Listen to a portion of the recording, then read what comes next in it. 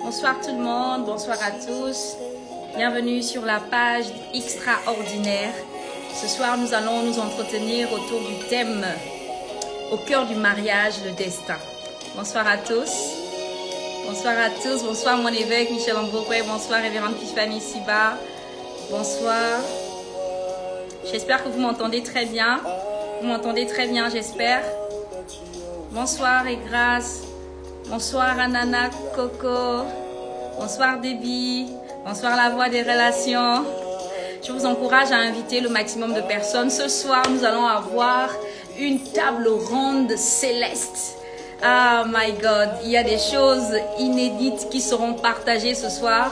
Des choses profondes, des vérités qui peuvent permettre à quelqu'un de se réajuster par rapport à sa destinée. Et c'est ma prière pour plusieurs d'entre nous ce soir. Bonsoir, bonsoir, bonsoir Kimbe, bonsoir Pasteur Moussavo. Bonsoir, heureux de t'avoir dans ce live, même si je comprends très bien. Ce soir, ça va être fire, fire, fire. Malabashan telebrosata. Kalabasun telebrosh katana maloria baba yekete. Encore 2 minutes et j'introduis ma collaboratrice, Safi, donc la voix des relations. Bonsoir Sandy. Maligada la broche antele bossata. Kala broche que tele briagadana mazige. Bonsoir Sephora. Bonsoir Sephora. Je souhaite introduire Safi lorsqu'on sera 100 connectés. 100 personnes connectées, je vais introduire Safi. Ensuite, j'introduis aussitôt nos invités, nos guests. Donc, la révérende Alphonsine Ambokwe, ma mère, et le pasteur Aïda Moussavou, ma sis. Kela brazindelebo shakata la broche. Femme ancrée, bonsoir. Mila brazige de lebro chante. Rakotono mazige de lebo sata. Koria gadana mazige de lebo sante lebriakata. Nous sommes sur The Road. The Road, le chemin. Ah, il vient du mot hébreu derek, le chemin. Il y a un chemin, my God. Il y a un chemin. Il y a un chemin. Il y a plusieurs chemins, mais il y a un chemin spécifique qui conduit à la vérité, qui conduit à la vie, qui conduit à l'excellence, qui conduit à la réussite. Et ce chemin, my God, nous sommes 100 personnes, alors j'invite ma collaboratrice, Maligé de Lebro, chanter. Ma brason tono mazige de Lebro, katana mazige de mazike telebro chata, calabasun telebosha, malabri. Ça fait pourquoi tu es pressée? Bonsoir David. Bonsoir Madame Ambokwe. Laisse-moi couper le son, diminuer. On va être sûr qu'on s'entend très bien. Bonsoir Safi. Bonsoir Madame Ambokwe. Comment ça va? Ça va très bien. Comment ça va? Et toi, ta journée, ça a été? Ça a été très bien, par la grâce de Dieu. On rend grâce à Dieu, on a envie. Amen. Je confirme. Je ne sais pas pour toi, Safi, mais toute la journée, j'étais tellement excitée. J'avais hâte d'être à ce soir. Parce que, il y a des moments, ça fait plaisir de parler. Mais il y a d'autres moments où ça fait plaisir d'écouter. Et ce soir, je ne suis pas enthousiaste seulement parce que je vais parler, mais je suis enthousiaste parce que je vais écouter. Je vais écouter 3 femmes extraordinaires qui sont remplies, qui ont des choses à nous partager. Je dis, Safi, j'ai hâte. La révérende Alphonsine, j'ai hâte. Pasteur Aïda, j'ai tellement hâte de vous écouter. En fait, je pense même que je vais bloquer ma bouche de force ce soir juste parce que je veux vous écouter. Sans plus tarder, je vais introduire. Safi, tu voulais dire quelque chose? Non, mais je suis exactement comme toi. J'ai trop hâte d'écouter le révérend Alphonsine et le pasteur Aïda. C'est-à-dire, moi, mon esprit est disposé. C'est-à-dire, je me tais. Il y a des moments où il faut être silencieux pour écouter. Là, aujourd'hui, je vais écouter. Alors, Safi, si tu es d'accord, je les introduis. Oui, bien sûr. Bien sûr. On introduit, oui, il n'y a pas de problème. Alors, les roulements de tambour. Roulement de tambour. Roulement de tambour. Roulement de tambour. Alors, les demandes sont envoyées. Malibala Sontono Mayeke Telebrocha. Mettez les cœurs pour accueillir mes invités. Je vois ma mère à l'horizon. Pasteur Alphonsine. Bonsoir. Pasteur Alphonsine. Bonsoir, bonsoir Safi, bonsoir Karel, bonsoir à tous ceux qui nous regardent ce soir. Comment ça va, ma révérende? Ça a été ta journée? Très bien, par la grâce de Dieu, tout est grâce, ça va. Alors, je vais réinsister parce que la révérende Pasteur Aïda, je recommence, voilà. On attend le quatrième. Former la table ronde. Et chevalier. Je suis trop contente de te voir, révérend Alphonsine. Pareillement, Safi, le plaisir est partagé. Tu nous manques. Ah, vous aussi, tellement. Gloire à Dieu, à la technologie, parce qu'on peut te voir. N'est-ce pas? Alors, bonsoir, bonsoir. Bonsoir à tous. Continuons de partager en attendant que le pasteur Aïda se connecte. Je pense qu'on a des petits soucis, mais j'insiste encore. Le diable était menteur. Les bras, les bras chantés. À la bouche, qui était le biagadana maduria baba soto. Les bras, les bras chantés. Bonsoir à tous ceux qui nous regardent ce soir. Elle ne voit pas la D'accord, demande. je vais réessayer. Envoyer une demande. J'ai envoyé. Oh, Satan, tu es un menteur. Nous voulons élever plus haut, plus haut, plus haut. Bonsoir, bonsoir. Bonsoir à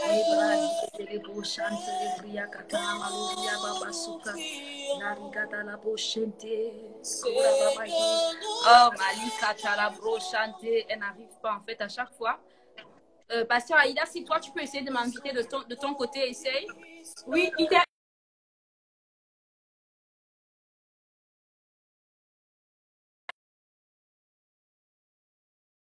Madame Ambourouet. Je n'arrive. En fait, elle essaye de me joindre, mais je ne peux pas décrocher parce que je suis en direct. Je pense qu'elle a des soucis. Attends.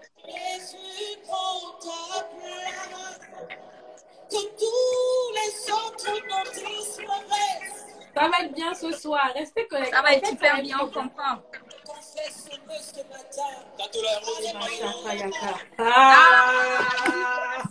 Bonsoir. Bonsoir. Bonsoir, Pasteur Aïda. Bonsoir, maman. Comment tu vas? Par la grâce de Dieu, je vais bien. Ah, on ne s'est pas consulté, mais on est en rouge toutes les deux. Voilà. Ça représente une certaine sécurité avec le sang de Jésus. Amen, amen, maman. Bonsoir, Safi. Bonsoir, Karel. Bonsoir, bonsoir. Bon, nous pouvons parler fort. Moi aussi, j'ai une tache de rouge ici. Hein. Moi aussi. Ah. En fait, j'ai accepté la demande, mais je n'arrivais pas. Et ma demande disait qu'elle n'était pas envoyée, donc je ne sais pas pourquoi. Je ne sais pas. Mais c'est pas grave. C'est pas grave, Non, tu es pas là. Grave. Toute C'est belle, pas grave. vous êtes, my God. Alors, magnifique. Avant de rentrer de plein pied dans ce live, je vais vous laisser vous présenter à tour de rôle. Bon, Safi, on nous connaît déjà et je vais permettre à nos invités de se présenter mutuellement. On va commencer par le pasteur Aïda. Moi, je sais qui tu es, mais bon, ceux qui sont connectés ne savent pas forcément. Ok, en tout cas, merci encore déjà pour l'invitation, pour l'opportunité de pouvoir être là ce soir. Donc, je réitère encore mes remerciements à l'église CRN, à la plateforme extraordinaire. Je vous aime énormément.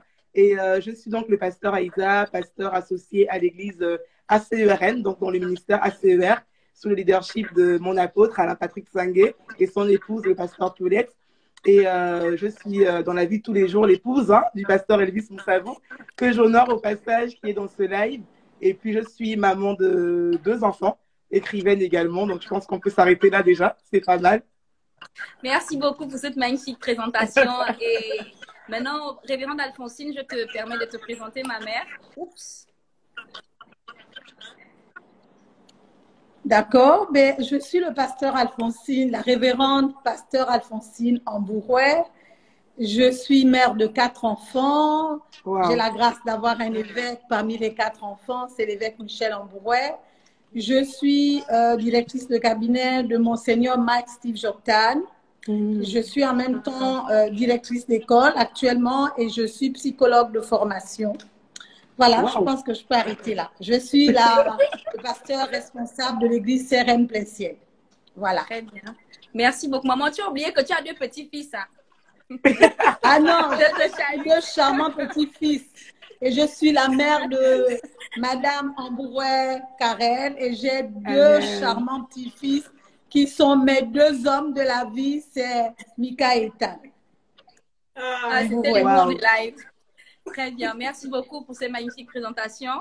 Alors, ce soir, nous avons le privilège d'être réunis autour d'une table ronde que nous avons autour du thème « Au cœur du mariage, le destin ». Et alors, d'entrée de jeu, je vais demander à mes guests de nous donner la définition selon elles de ce qu'est le mariage et de ce qu'est le destin. Je vais commencer par le pasteur Aïda. Ok.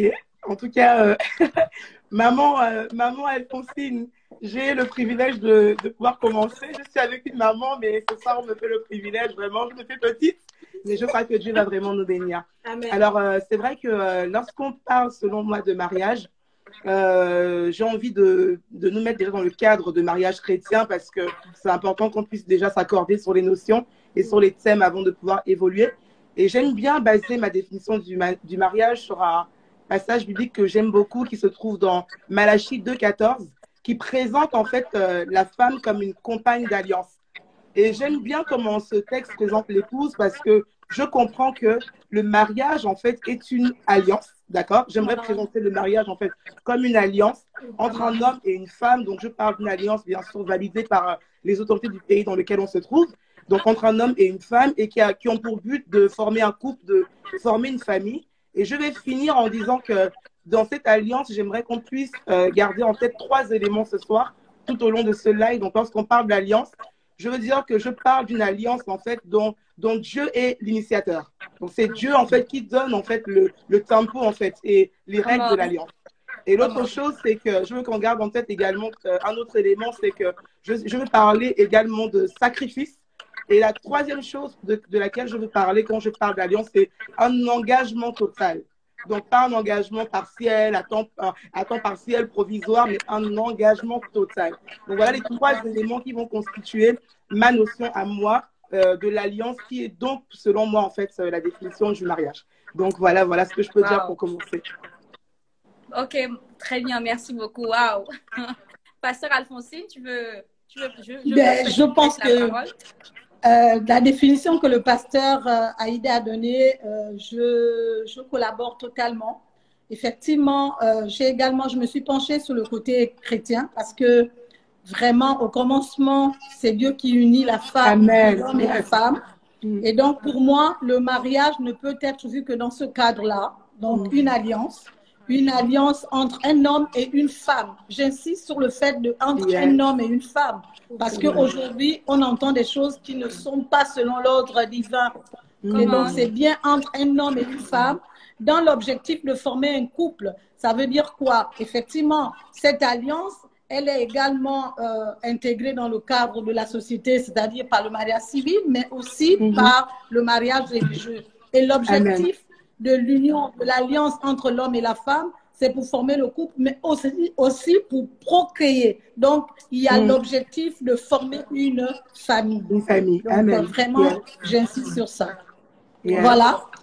Ok, maman, je dire profite par également pour rapport te demander, au mariage. pendant que je souhaiterais, pasteur Alphonsine, que tu puisses enchaîner sur ta définition de destin, destinée. Alors, quand je parle de destin, en fait, il faut déjà enlever le fait parce que certains parlent lorsqu'ils disent le destin, c'est que ça a déjà été dit par Dieu et ça se fait comme ça. C'est-à-dire ce côté de fatalité. J'enlève le côté de fatalité, cette expression de fatalité. Le destin, c'est l'ensemble de tous les événements qui composent réellement la vie d'un homme, la vie d'un être humain. Donc, d'une femme ou d'un homme. Donc, c'est tout cet ensemble d'événements, mais il ne faut pas, moi, je ne rentre pas dans la notion de fatalité en disant, parce que c'est le destin, Dieu avait déjà prévu que ça se passerait comme ça, donc il n'y a rien à faire. Non. Dans le mot destin, je vois bien que les personnes sont participants pour, comment dire ça, pour amener leur destin à exister. Parce que dans le destin, nous ne sommes pas passifs. Nous sommes acteurs avec Dieu. Nous ne sommes Certains diront, ah non, mais c'est déjà fait, donc je n'ai rien à faire. Non, on a toujours la possibilité d'être créateur, d'être participatif dans notre destin avec Dieu. Voilà ce que je peux dire. Wow. Amen. Come on. Pasteur Aïda, tu veux rajouter quelque chose? Je veux bien rajouter quelque chose. En tout cas, maman, ce que tu as dit est très, très fort. J'ai beaucoup aimé la notion de participation. Et c'est vrai que lorsque je pense au mot destin, il y a automatiquement deux versets qui me viennent en tête. Le premier verset sont des versets célèbres. Hein. Le premier verset, c'est Éphésiens 2:10 qui nous dit que nous sommes son ouvrage, n'est-ce pas? J'aime beaucoup comment la version Parole vivante va traduire ce texte. Elle va dire que nous avons été recréés en Christ, en fait, pour des choses que Dieu a préparées, des bonnes œuvres que Dieu a déjà préparées d'avance pour nous, afin que nous puissions les pratiquer. Et c'est là où je rejoins maman sur la notion, en fait, de pratiquer, parce que Dieu peut avoir préparé des choses d'avance pour nous, mais si on ne se met pas en action pour pratiquer ce que Dieu a préparé d'avance pour nous, rien ne va se produire. L'autre verset qui me vient en tête, c'est le célèbre Jérémie 29 au verset 11, je crois, ou 10, 11, oui, 11, c'est ça, où la Bible dit je connais les projets que j'ai formés pour toi, projets de malheur et projets de bonheur, pardon, et non de malheur. Et nous savons que le passage continue en nous disant afin de nous donner un avenir plein d'espérance. Je comprends donc en fait que la destinée, et ma destinée en fait c'est l'ensemble, si je peux dire, en fait des projets, des destins. En fait c'est le plan que Dieu a prévu pour ma vie et qui veulent que je puisse manifester au travers de ma vie sur terre. Donc voilà pourquoi je disais que je rejoins maman sur la notion vraiment de participer à ce que Dieu a prévu que nous puissions faire pour nous. Oh my God! Les amis, vous pouvez mettre beaucoup de flammes, beaucoup de cœur parce qu'on commence très bien là. On commence tellement en haut que je me demande comment on va faire. On va être suspendu à la fin de ce live. Okay. C'est un live, c'est une conversation, c'est une table ronde vraiment. Vraiment, soyons libres, sentez-vous libres. D'où ce qui m'emmène à cette prochaine question. Aujourd'hui, plusieurs personnes, lorsqu'elles pensent mariage, elles pensent mariage en tant qu'événement. C'est vrai. Okay. Très peu de personnes pensent au destin lorsqu'elles pensent mariage. Alors, ma question est la suivante. Comment faire pour permettre ou pour aider ces personnes, pour les emmener à se réajuster? De ne pas seulement penser mariage en tant qu'événement, on aura la belle robe, une belle fête. Parce que le mariage, ce n'est pas l'événement. Le mariage, c'est toute une vie. Donc, la question que j'aimerais vous poser, puisqu'on a défini clairement ce que c'est que le destin, comment faire pour aider ces personnes à ne pas d'abord penser aux apparats, aux superfétatoires, mais à penser d'abord à la destinée, au but, à l'objectif. Comment faire pour aider ces personnes-là? Bon, je donne l'ordre. Safi, pasteur Aïda, pasteur Alphonsine. Non, en fait, moi, je pense que comment faire, pour moi, c'est la préparation. Je veux vraiment être bref parce que je veux écouter ce que le révérend Alphonsine et le pasteur Aïda vont nous dire. Moi, je pense que c'est la préparation. Et tout ce qu'on fait sur Terre, en fait, il faut avoir ce cœur d'apprendre et d'écouter les conseils. Donc, quand tu veux te marier, si tu ne veux pas te mettre sur les événements, sur la belle robe, etc., tu dois te poser la question de savoir qu'est-ce que vraiment le destin et comment je peux découvrir notre destin. Parce que pour moi, le mariage, c'est un destin plus un destin qui devient une destinée ensemble. Donc, si tu veux, en fait, vraiment avoir cet objectif de savoir quel est le destin, pourquoi je dois me marier vraiment, tu dois apprendre, tu dois avoir ce cœur humble, ce cœur sage, d'aller vers des personnes, d'aller vers tes parents spirituels, d'aller vers ces personnes sages qui peuvent te donner des conseils pour que tu puisses découvrir en fait pourquoi tu dois te marier au-delà de la cérémonie en fait. Donc moi je dirais juste, je partirais juste sur cette base-là, la préparation, et je laisse le pasteur Aïda répondre après la sœur. Ok, en tout cas Sophie, ce que tu as dit est très juste et je crois que comme Karel était en train de le dire en effet, moi-même, parce qu'on a dit qu'il fallait être pratique ce soir. Donc, il y a un moment donné, en fait, où souvent, lorsqu'on veut se marier, pour nous qui sommes responsables d'église, je crois que maman convient avec moi que la plupart du temps, même quand on dit tel va se marier, on pense beaucoup plus à la fête, à la robe, à l'événement, etc. Et je crois une chose, c'est que pour prendre mon témoignage personnel, je me rappelle en fait qu'avant de me marier, j'avais pas vraiment cette notion que focus sur l'événement. Pourquoi? Et c'est là où je vais justement répondre en rejoignant Safi, c'est que j'ai eu la grâce en fait de pouvoir être enseignée. Donc je dirais en fait que l'une des raisons par lesquelles on peut passer pour aider quelqu'un qui est trop focalisé sur un événement, c'est déjà l'enseignement en fait. Le fait de pouvoir être enseigné, c'est-à-dire que j'ai eu la grâce en fait d'avoir une mère qui très vite a osé me montrer en fait les réalités du mariage. C'est-à-dire que c'était quelqu'un qui pouvait me dire, parce que j'ai eu en fait devant moi des modèles d'échecs de mariage, beaucoup de modèles d'échecs de mariage dans mon cadre familial, et j'ai pu voir au travers en fait de l'enseignement que j'avais à l'église, certes, mais également depuis la maison de ma mère, que le mariage en fait c'est pas qu'un événement, parce que si tu te focalises sur l'événement, tu peux échouer. Elle mettait en lumière en fait le sens des responsabilités. Elle a mis en lumière en fait certaines choses comme l'importance d'être formé, et ces choses m'ont permis de pouvoir voir en fait que le mariage, pour le réussir, il faut être enseigné. L'autre point avant de pouvoir en fait laisser la parole à maman, c'est également, je crois que nous vivons dans une société où parfois nous manquons de témoignages, n'est-ce pas, de personnes en fait qui sont passées par certaines situations qui étaient peut-être délicates ou pas, mais en fait on a besoin de personnes qui puissent mettre en lumière leur expérience afin que d'autres puissent tirer des façons de faire ou de ne pas faire. Mon mari dit souvent que la sagesse, c'est l'art de pouvoir apprendre et grandir avec les expériences des autres. Et je crois que nous devons ne pas hésiter dans le cadre dans lequel nous sommes, surtout pour nous qui sommes responsables d'église, de pouvoir mettre en lumière en fait certaines choses, certains défis et pouvoir les nommer concrètement pour que les gens soient préparés dans ce à quoi ils doivent rentrer en fait. C'est ce que je voulais dire pour un peu juste rejoindre sa fille avant de laisser la parole à notre maman. Tout à fait. Effectivement, moi, j'aborde dans tout ce que sa fille et le pasteur Moussavou a dit. Lorsque Karel a posé la question, le mot qui résonne, c'est penser. C'est le mot-clé. Penser. Quand on pense le mariage comme un événement, c'est différent lorsqu'on pense le mariage comme un destin, comme une destinée qu'on est en train d'accomplir. Mais qu'est-ce qui peut nous amener à penser le mariage comme un événement? Ok, l'absence d'apprentissage, effectivement, mais aussi cette absence d'apprentissage peut être également liée au fait que la société, les idéologies de la société que nous avons autour de nous, nous permettent de voir, d'envisager un mariage en voyant les films à l'eau de rose, les arlequins, et puis tout ce que les réseaux sociaux nous montrent. Donc, ça nous permet d'accentuer nos regards, notre pensée que sur l'événement. Et ça nous enlève effectivement de voir le côté destin, parce que c'est la question que Karel a posée ce soir. Qu'est-ce qui nous empêche de regarder le mariage comme elle disait? Parce que nous sommes entourés d'une multitude de témoins, comme dit la parole, mais ce que nous voyons, c'est cette fête, c'est ce côté idéologique. Donc, on voit, comme on dit, la belle au bois dormant, le chevalier qui arrive, même dans les réseaux sociaux, lorsqu'on doit demander en mariage, rien que les fiançailles, on se met à genoux. Tout ça, ça nous fait rêver et ça nous fait penser à l'événement.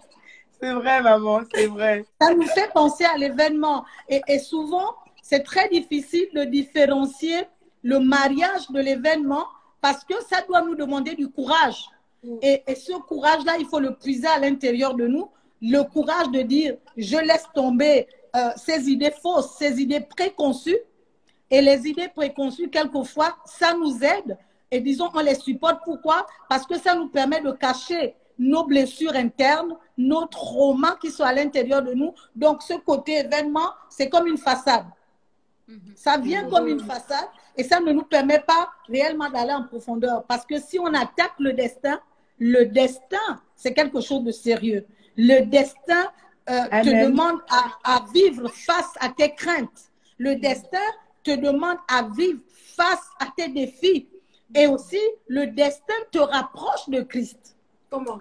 Si j'ouvre une parenthèse, pourquoi ça te rapproche de Christ? Parce que Christ, à cause de son destin, il est là, il est allé jusqu'à la croix. Et c'était important. Je revois cette partie, cette portion d'écriture où Jésus est au jardin à Gethsémani. Et puis là, l'heure arrive, l'heure approche, l'heure du destin, l'accomplissement de ce destin où il fallait donner sa vie pour la multitude.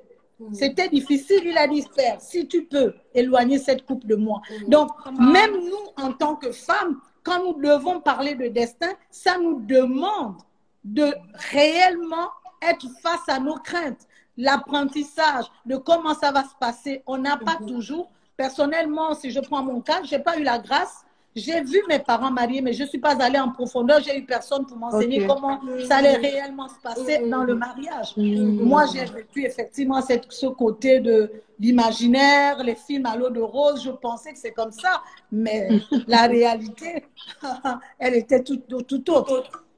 Voilà un petit peu ce que je peux dire. Je ne sais pas si j'ai... Oh, les amis, mettez des en fait, j'aime beaucoup ce qu'on entend. Vraiment, si vous êtes d'accord, mettez des flammes, vraiment, mettez des flammes et encore invitez les gens parce que c'est vraiment important ce qu'on entend ce soir. Il y a vraiment plusieurs témoignages qui ressortent. Et justement, j'aimerais poser cette question au révérend Alphonsine et au pasteur Aïda. Quelles sont, selon vous, les motivations qui doivent être dans le cœur de quelqu'un qui désire se marier? En fait, pourquoi aujourd'hui on doit se marier? Quelles sont les motivations? Je veux vraiment lire comme je l'ai écrit. Quelles sont les raisons qui doivent motiver une personne qui désire entrer dans le mariage? Quelles sont ces raisons-là? Est-ce que vous pouvez nous donner 2 ou 3 chacune des raisons qui peuvent motiver les gens pour rentrer dans le mariage, en fait? Ok, en tout cas, par rapport à cette question, je pense que je ressens déjà comment dirais-je, pendant qu'on est en train de parler dans ce live, je sais qu'il y a beaucoup de jeunes, de personnes qui ne sont pas encore mariées et je ressens le besoin de faire un détour, mais je suis toujours sur la question, pour pouvoir dire à quelqu'un, en fait, déjà d'entrée de jeu, qu'on ne se marie pas pour faire comme les autres. On ne se marie pas parce qu'on a vu que tel s'est marié. Malheureusement, on assiste aujourd'hui dans nos assemblées à un cocktail parfois de présentation, tel va se marier avec tel va se fiancer avec tel est fiancé. Alors, on a envie de se marier parce que on ressent la pression, en fait, parfois, même pas forcément de notre famille, mais de notre ego, de notre orgueil, notre petit nous qui veut nous dire, en fait, non, tu dois te marier parce que tu dois ressembler à tel, ou parce que peut-être ton âge est avancé, ou peut-être parce que tu dois te marier juste parce que tu dois te marier. Je ressens le besoin de commencer cette question comme ça pour pouvoir atterrir ensuite parce qu'il y a beaucoup de personnes qui doivent l'entendre. Je veux encore redire, j'ai envie de dire à quelqu'un qui est en train de nous écouter en ce moment qu'on ne se marie même pas parce que comment dirais-je, une prophétie qui t'a dit non, frère Alban, il faut marier la sœur telle. Et en fait, tu n'as pas forcément de témoignage intérieur positif, mais tu sens que tu dois juste te marier parce que tu as envie de faire plaisir à qui que ce soit. Je crois, pour prendre mon témoignage à un moment donné, que le Seigneur nous permet d'arriver à un stade où afin que nous puissions réaliser qu'il n'est pas bon que nous soyons seuls. Mais pourquoi? Il n'est pas bon que nous soyons seuls parce que certainement la Bible va dire, le passage qui me vient, c'est que un chasse 1000, 2 chassent 10 000. Et je crois une chose, c'est que nous parlons de destin, nous parlons de plans et de projets que Dieu a investis en nous. Je pense qu'il arrive une étape dans la vie d'une femme ou d'un homme où pour accomplir ces projets ou ces plans que Dieu a déposés en nous, nous avons besoin de pouvoir nous accorder avec quelqu'un qui partage les mêmes valeurs, qui partage la même vision que nous, afin qu'ensemble nous puissions être plus forts pour aller accomplir en fait ce que Dieu veut que nous puissions accomplir. Alors, est-ce que je suis en train de dire que toute seule, je ne peux pas accomplir la destinée pour laquelle Dieu m'a appelée? Je ne dis pas ça. Je suis en train de dire qu'avec quelqu'un d'autre qui partage les mêmes valeurs, qui partage les mêmes convictions, qui partage les mêmes enseignements que moi, il est possible que nous puissions aller plus loin dans l'atteinte des objectifs que Dieu a prévus. Et je pense que l'une des raisons qui doit nous pousser à se marier, c'est arriver à ce stade-là où on se dit, je veux tellement accomplir, je veux aller plus loin dans l'accomplissement de ce que Dieu me demande, que je veux m'associer à une personne qui partage les mêmes choses que moi. Lorsque j'ai voulu me marier avec le pasteur Elvis ou lorsque mon mari a voulu m'épouser, l'une des choses qui nous a motivés, qui nous a comment dire, poussés à nous marier, c'est qu'on a pu voir qu'ensemble, on avait en fait certains objectifs, même pratiquement une majorité d'objectifs communs.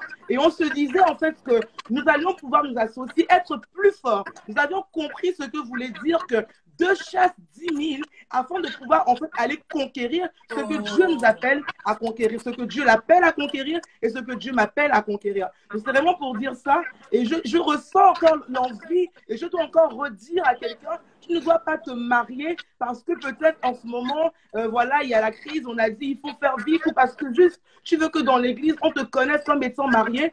C'est peut-être un statut, mais c'est pas ce pourquoi en fait Dieu t'a demandé de te marier en fait. Et ça, il faut vraiment que le faire. C'est ce que je voulais vraiment dire et voilà.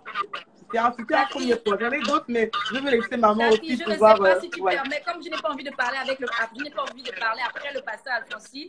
Je ne sais pas si tu permets que je dise quelque chose. En fait, pendant que le pasteur Aïda parlait, en fait, tu sais, c'est tellement fort, en fait, ce qu'elle a dit, en fait. Tu sais, vous savez, je pense que dans Genèse 2, 18, lorsque Dieu décide, il dit, il n'est pas bon que l'homme soit seul. Pourquoi Dieu dit, il n'est pas bon que l'homme soit seul?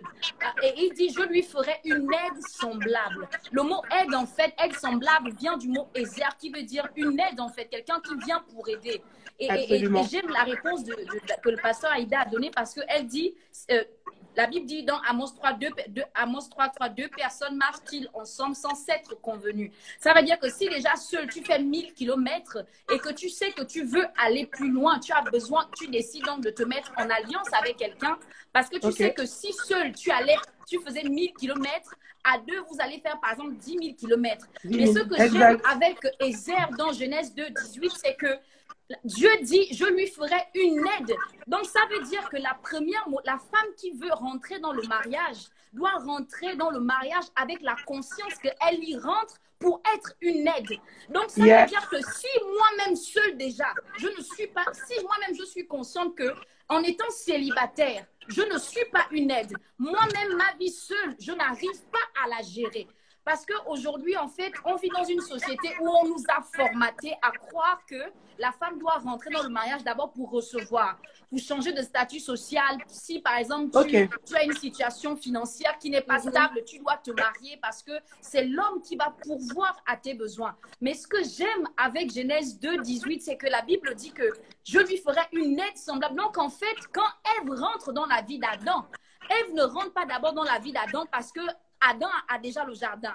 Parce que Adam avait déjà un travail. Adam avait déjà une responsabilité. Adam avait déjà une mission. Et Dieu voyant que la mission d'Adam était tellement grande, Dieu s'est rendu compte que pour la grandeur de la mission, pour la taille de la mission, Adam a besoin de quelqu'un.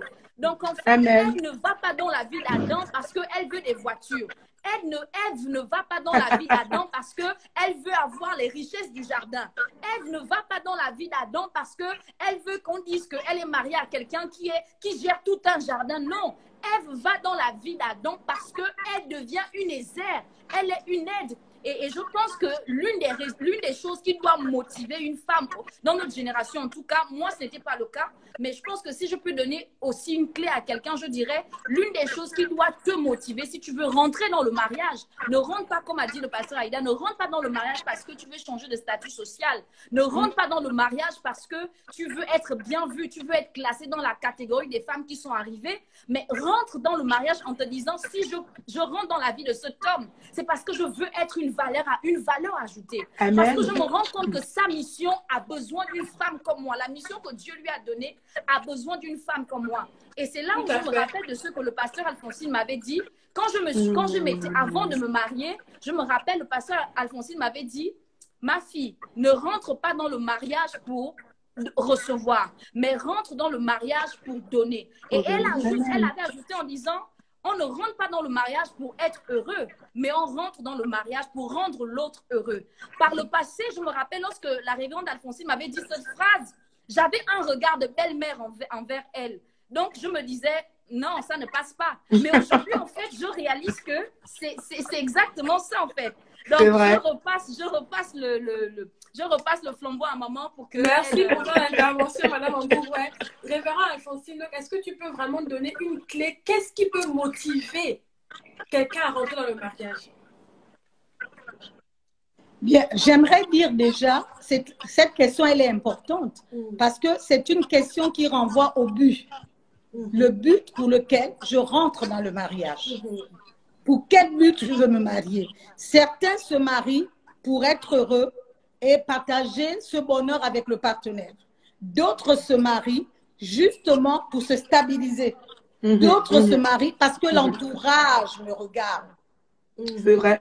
Mais moi, je dirais ce soir, pour moi, rentrer dans le mariage, il faut que tu prennes conscience. Il faut qu'il y ait une prise de conscience. Je rentre dans ce mariage, qu'est-ce que j'apporte? Pas qu'est-ce que je vais recevoir. Mais qu'est-ce que je suis capable d'apporter? C'est ce qui rejoint la pensée de Dieu en amenant Ève auprès d'Adam. Parce que Dieu n'a pas mis Ève auprès d'Adam pour dire Ève va les prendre à Adam. Non, Ève a été mise auprès d'Adam pour être une aide. Donc, elle doit donner avant de recevoir.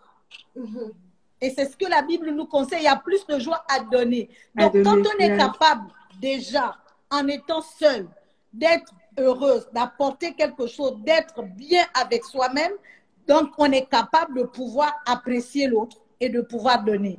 Et ça ne s'arrête pas qu'au niveau du partenaire. Parce que dans le mariage, celle qui rentre dans le mariage, elle doit comprendre qu'elle va épouser un homme. Oui, mais cet homme n'est pas solitaire.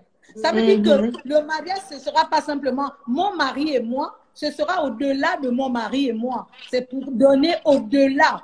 C'est-à-dire qu'il faut être rentré dans le mariage en ayant pris conscience que je vais donner à mon mari, mais je vais donner plus qu'à mon mari. Il y aura les enfants, mais il y aura plus que ça. Donc, le but pour lequel on rentre dans le mariage, il faut s'assurer, comme disait la sœur Karel tout à l'heure, il faut déjà s'assurer qu'on est heureux seul.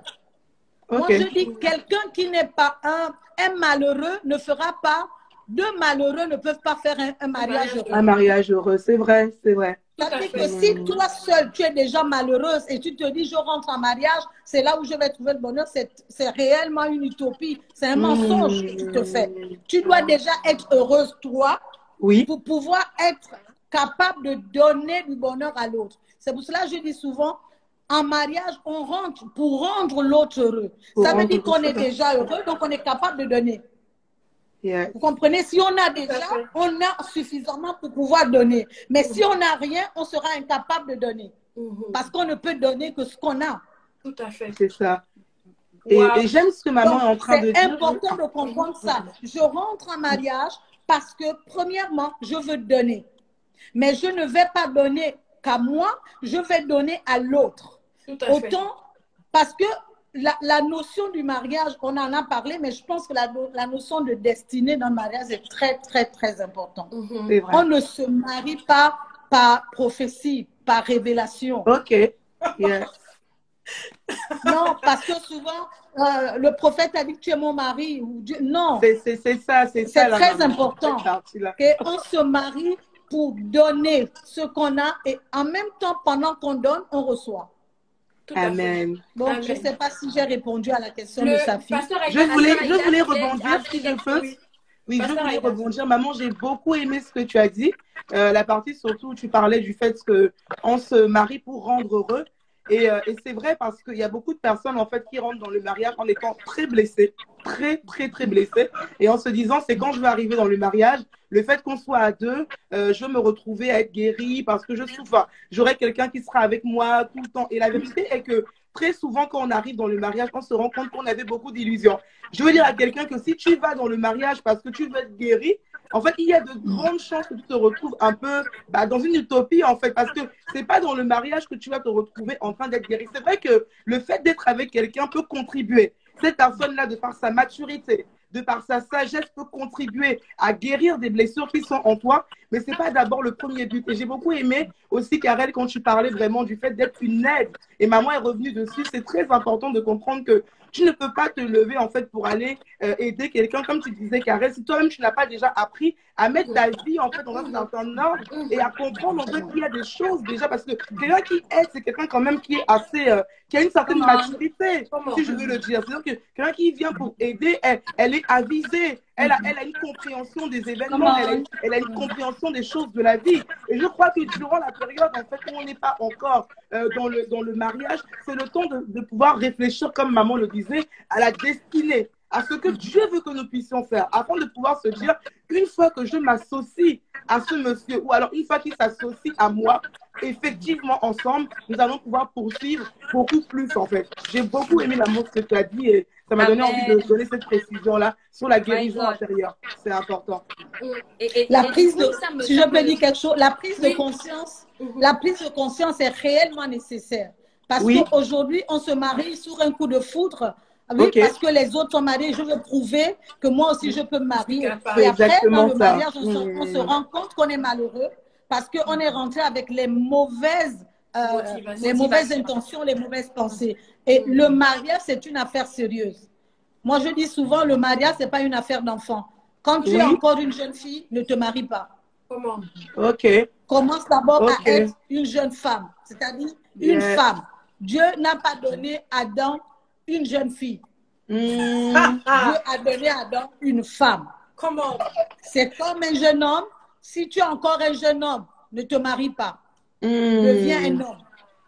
C'est l'homme qui se marie. C'est fort, maman. J'ai une question qui monte dans mon esprit.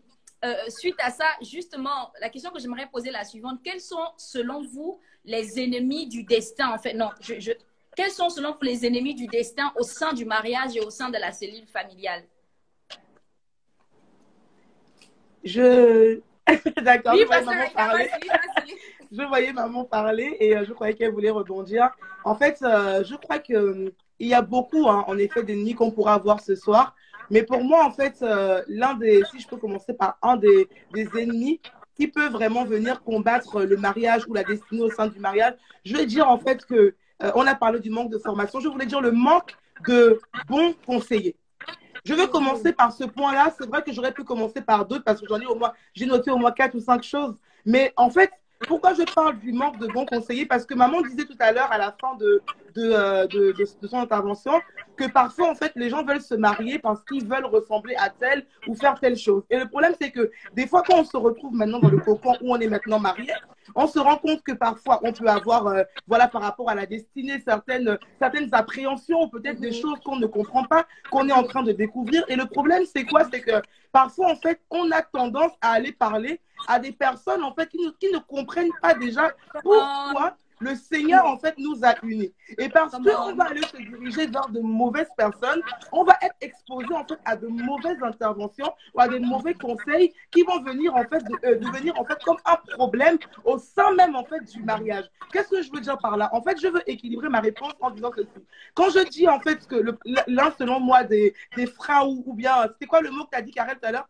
L'un des ennemis. Je veux parler, en fait, du fait que c'est important d'avoir des bons conseillers. Je parlais des personnes, en fait, qui ont des mauvais conseillers, mais il y a des personnes également qui manquent de conseillers. Alors, la Bible nous dira, je crois que nous sommes dans Proverbe 15, 22, si mes souvenirs sont bons, que les projets échouent faute d'une assemblée qui délibère, faute de conseillers. Et je pense que parfois, nous voulons bâtir le projet qu'est le mariage, mais nous n'acceptons pas de pouvoir nous exposer à des conseillers qui vont nous permettre de pouvoir comprendre, oui, bon, là, c'est comme ci, là, c'est comme ça. Et je pense que le manque de conseillers ou encore le fait d'avoir de mauvais conseillers peut être un obstacle, en fait, peut être un ennemi à la destinée au sein du mariage. Je vais dire quelque chose, je veux illustrer rapidement avec l'histoire de cette femme qui était venue nous voir en rendez-vous avec le pasteur Elvis et qui nous exposait un point en fait au niveau du mariage. En fait, il y avait un objectif qu'ils devaient accomplir avec son mari, qu'elle devait accomplir avec son mari, et ils avaient du mal à s'accorder. Ça avait créé toute une cascade de problèmes. Alors, on a commencé à parler de certaines choses et à un moment donné, on s'est rendu compte que il y avait un problème en fait de conseiller parce que la femme se retrouvait à parler à des personnes qui n'étaient même pas mariées pour avoir en fait certains conseils sur des choses en fait qui concernaient quand même des domaines assez importants de la vie de couple, des domaines vraiment très carrés. Je suis en train de dire quelque chose. Je suis en train de dire que par rapport au mariage, maman l'a dit, c'est une affaire sérieuse. Dieu m'a fait grâce d'être mariée depuis quelques années. Et je crois que ce que j'ai appris dans mon mariage, c'est que le fait d'écouter des personnes qui sont déjà passées par là, qui sont déjà mariées, qui ont une certaine maturité, peut nous empêcher en fait de pouvoir nous retrouver à vivre certains challenges, certaines difficultés. Et je pense que c'est très important de le dire parce qu'il y a des personnes qui ne veulent pas prendre les conseillers ou qui se mettent face à de mauvais conseillers et qui se retrouvent dans des problèmes.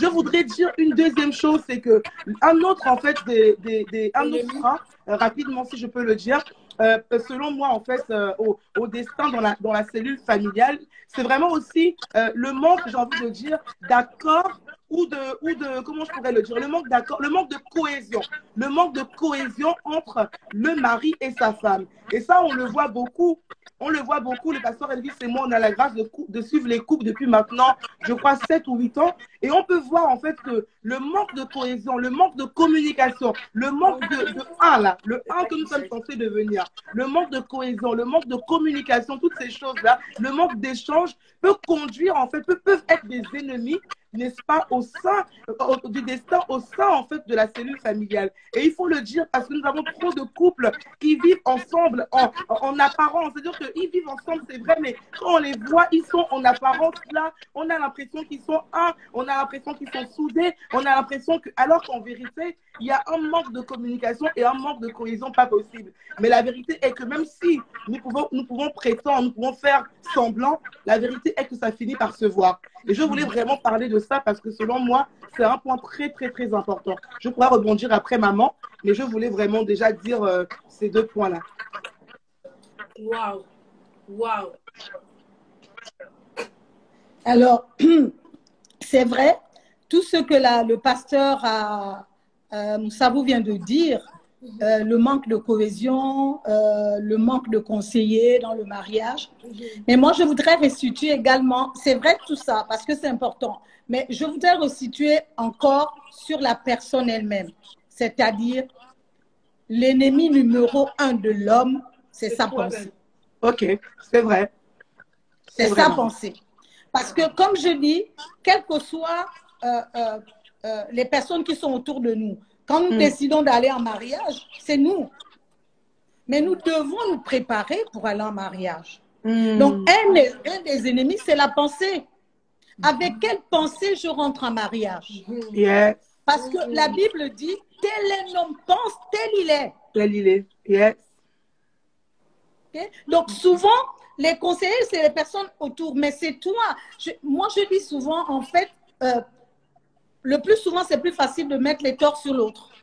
Et on ne se regarde pas. Et la Bible dit, c'est facile de pointer le doigt alors que tu as une grosse poutre derrière toi. Donc, le travail pour rentrer dans le destin, dans ce qui concerne la cellule familiale, il y a 2 individus, il y a la femme et il y a l'homme. Mais c'est important qu'on rentre en mariage avec les bonnes pensées. Amen. Si tu rentres en mariage en te disant déjà, comme dans ma famille, il y a tellement de sorciers, il y a tellement de ceci, donc déjà, je vais dans un échec. Parce que tu vas avec des a priori, avec des comment dire ça, beaucoup de négativité en disant, je vais tenter, mais c'est pas sûr. C'est la pensée. Donc, l'ennemi numéro 1, vraiment dans la cellule familiale, c'est la pensée.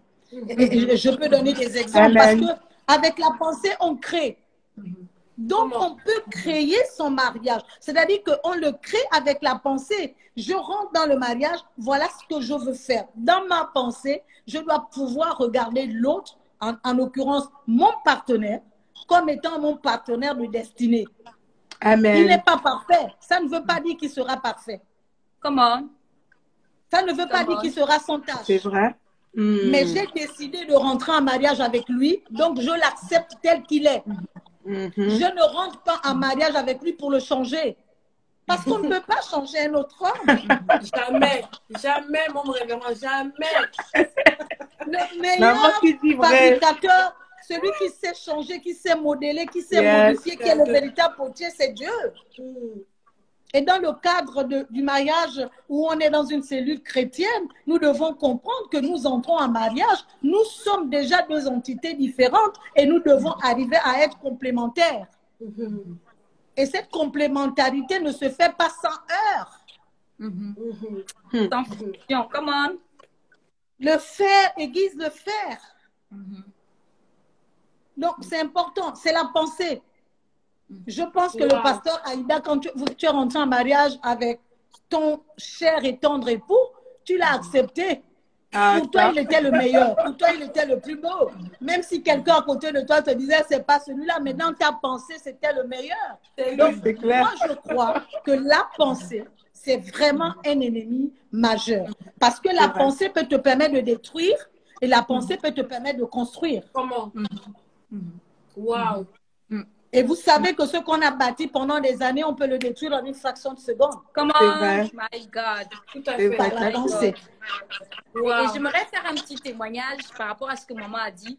Et je pense que j'avais fait un live, j'avais expliqué. Moi, je me rappelle que l'une des raisons pour lesquelles, justement, quand je m'étais mariée, la première année de mariage, j'étais beaucoup frustrée. Et je pensais constamment au divorce. C'est parce que, justement, moi, mes pensées étaient erronées. Mes pensées n'étaient pas correctes. Mes pensées avaient été abusées parce que j'avais vu à la télé, parce que j'avais vu sur les réseaux sociaux. À tel point que quand j'étais rentrée dans le mariage, le fait de ne pas retrouver ce que je voyais sur les réseaux sociaux ou même sur les telenovelas, ça créait des frustrations. Et pour moi, je disais non, peut-être que ce n'était pas l'homme de ma vie, peut-être que je me suis trompée de mari, peut-être que Dieu veut que je divorce. En fait, je pensais constamment au divorce parce que mes pensées étaient mauvaises. Et c'est là où j'aime cette portion de Genèse 2, je pense 20, où la Bible dit que c'est pourquoi aussi l'homme quittera, s'attachera et ils deviendront. Et ce que moi j'ai compris, c'est que beaucoup d'entre nous, et le pasteur Aïda l'a dit dans sa réponse, elle a dit manque de cohésion. Je pense que j'avais des difficultés à être en phase avec mon mari parce que j'étais rentrée dans le mariage sans avoir quitté. Je n'avais pas quitté le système de pensée que j'avais vu dans le monde, le système de pensée que j'avais vu en grandissant. Donc, il est difficile de devenir une même chair si on ne quitte pas. Parce qu'avant de devenir, il faut s'attacher. Sauf que tu ne peux pas t'attacher si tu ne quittes pas. Et mes pensées étaient tellement... c'est extraordinaire. Je redonne la parole. Sinon, je vais... Mais là, j'aimerais vraiment, c'est très fort ce qu'on entend.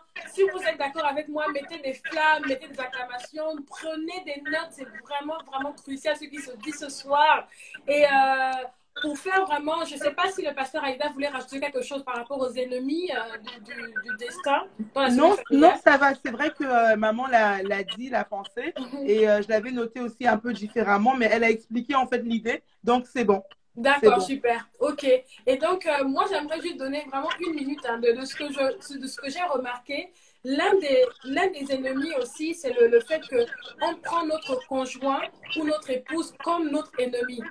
Parce qu'en fait, on veut souvent que notre conjoint fasse exactement comme on veut. Parce que justement, le mari va dire fais comme ça. Et quand la femme va dire ah non, je ne suis pas d'accord. Ou bien ah non, moi, je n'ai pas vu ça comme ça. Les désaccords font qu'on prend notre conjoint comme notre ennemi. Et le mariage devient comme en fait une bataille. Une bataille pour savoir qui va gagner. Un champ de bataille. Voilà, un champ de bataille. Et le champ de bataille, parfois, ça vient de la pensée, comme maman a dit, mais ça vient aussi du fait qu'en fait, dans les actions qu'on pose, on veut prouver à l'autre qu'on est capable de faire mieux que lui, on est capable de réussir. Sans lui, on est capable.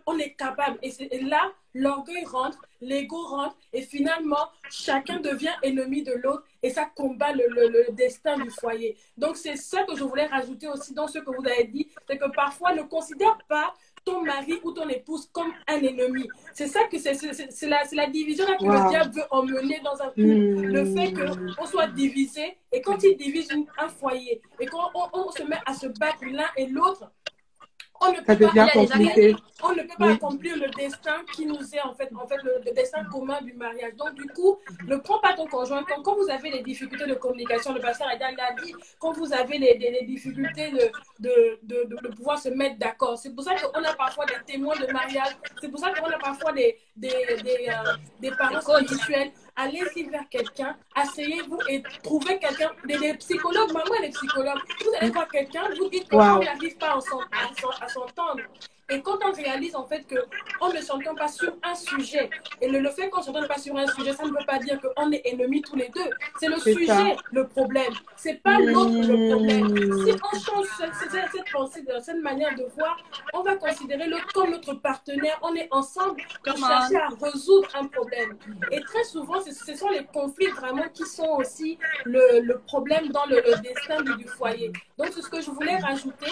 Ce qui m'amène... Oui, Safi, attends, juste quelques secondes si tu permets par rapport à ce que tu venais de dire. J'ai beaucoup aimé quand tu as parlé en fait du fait de prendre le conjoint comme un ennemi en fait. Et c'est vrai qu'on assiste très très souvent à des femmes qui se retrouvent, je parle des femmes parce que souvent ce sont les femmes, qui se retrouvent comme étant en compétition avec leur mari. Et ça, c'est des choses qu'on voit vraiment beaucoup. Et je me souviens en fait pour prendre un exemple pratique, tu peux avoir dans un couple le mari peut-être qui s'occupe, qui est responsable en fait dans l'église, peut-être qu'il s'occupe, je sais pas moi, du département des couples. Et on principe que le département des couples, il sera avec son épouse. Donc je prends un autre département. Peut-être qu'il est responsable du département multimédia, je ne sais pas. Et la femme n'est peut-être pas à ses côtés, ou bien n'a peut-être pas les mêmes responsabilités que lui. Et on voit beaucoup de femmes qui, lorsqu'elles n'occupent pas en fait une position où elles sont à côté de leur mari, ou du moins égales, si je peux le dire, une position égale, qui vont commencer à prendre leur mari comme un ennemi. Et je peux vous dire qu'on se retrouve à avoir beaucoup de couples qui ont des problèmes parce que la femme en fait n'arrive pas à accepter que son mari en fait soit à une certaine position. C'est vrai que souvent on dit que oui, c'est au mari aussi, n'est-ce pas, de valoriser sa femme, de l'emmener, etc. Mais il y a vraiment ce point-là aussi qu'on ne dit pas assez. Il y a des femmes qui ont vraiment elles-mêmes déjà ce problème-là, et ça revient à la notion de pensée dont parlait maman, mais ça revient aussi à la notion en fait de blessure dont on a parlé au départ. Donc c'est juste ça que je voulais aussi rajouter, la compétition en fait entre les deux acteurs qui forment le couple. Tout à fait. Waouh. Exactement. Et ça m'emmène à vous poser. Maman, tu veux dire quelque chose, Révérend Francine? Oui, en fait, il y a quelque chose que Safi a dit, c'est que le mariage n'est pas un champ de bataille. En fait, c'est important de comprendre ça. On ne va pas en mariage pour se battre sans arrêt. On va en mariage parce qu'on a décidé que lui et moi, ou elle et moi, on est liés en destinée, et pour le chemin que nous devons faire, nous sommes bien ensemble, tous les deux. Mais si nous marchons l'un à côté de l'autre, ça ne veut pas dire qu'on ne va pas rencontrer des frictions. Ça ne veut pas dire que chaque matin, quand on va se lever, on partagera exactement la même idée. Non, il va y avoir des moments où nous ne partagerons pas forcément le même point de vue, mais ça ne nous enlève en rien l'amour qu'on a l'un envers l'autre. Nous savons que nous devons arriver ensemble. Nous n'allons pas de manière divisée. Nous avons un objectif à atteindre. Et dans le cadre de notre destinée, nous sommes les meilleurs. Comment? My God. Yes. C'est important. Yes. Tout à fait, tout à fait. Ce qui m'emmène justement à vous poser cette question, mes pasteurs, c'est que, en fait, si on a un couple maintenant, voilà, ils sont mariés et ils ne savent pas quel est leur destin. Comment aider un couple à découvrir le destin qu'ils ont en commun? Est-ce qu'il y a des clés comme ça? Est-ce qu'il y a des principes bibliques comme ça qui peuvent permettre à un couple de découvrir leur destin? Imaginez, on vient, chacun a sa destinée, ils rentrent dans le mariage. Comment savoir que on a maintenant un destin ensemble? Comment mettre ça ensemble en fait? C'est-à-dire comment découvrir? Qu'est-ce que vous pouvez dire pour aider les couples qui ne savent pas quel est leur destin commun? Je vais laisser le pasteur Aïda commencer. Ok, ça a juste un peu coupé chez moi. Est-ce qu'on m'entend bien? Oui. Oui. Est-ce que tu peux reprendre juste la fin de la question parce que ça a coupé à un moment donné? Il y a eu un léger bug. D'accord. Je disais comment aider un couple. Ils sont mariés, par exemple, et ils ne connaissent pas leur destin commun. Donc, comment, en fait, est-ce qu'il y a des principes bibliques comme ça? Est-ce qu'il y a des clés que vous pouvez donner pour aider un couple à découvrir leur destin commun? Parce que chacun a une destinée, comme tu le disais, Pasteur Aïda, que Dieu a formé des projets pour nous, des plans pour nous. Maintenant qu'on est à deux, comment savoir quel est notre destin à deux? Voilà. Ok, j'aime beaucoup la question et je vais répondre en fait au travers d'un témoignage qui est le mien. Lorsque, avant de me marier, tu l'as dit et j'aimerais quand même le redire qu'il est important, avant de pouvoir se marier, qu'on puisse déjà savoir ce que Dieu a prévu de faire avec nous. C'est vrai que il peut arriver des cas où on ne connaît pas la totalité, n'est-ce pas? Mais on doit quand même avoir une idée. Et si je prends mon témoignage à moi, avant de me marier avec le pasteur Elvis, je savais par exemple que le Seigneur m'appelait à être une femme d'affaires. Je savais que le Seigneur m'appelait à écrire des livres. Je savais que le Seigneur m'appelait à m'occuper des femmes qui avaient des problèmes de guérison, toutes ces choses-là. Je pouvais le savoir avant de pouvoir en fait me marier avec le pasteur Elvis, de la même façon que de son côté à lui, il savait aussi des choses. Maintenant, on se retrouve tous les deux ensemble, nous sommes mariés. Et moi, je ne pense pas que le fait d'être marié, en fait, annule, si je peux le dire ainsi, les projets que Dieu a prévus pour ma vie et les projets que Dieu a prévus pour la vie de mon mari.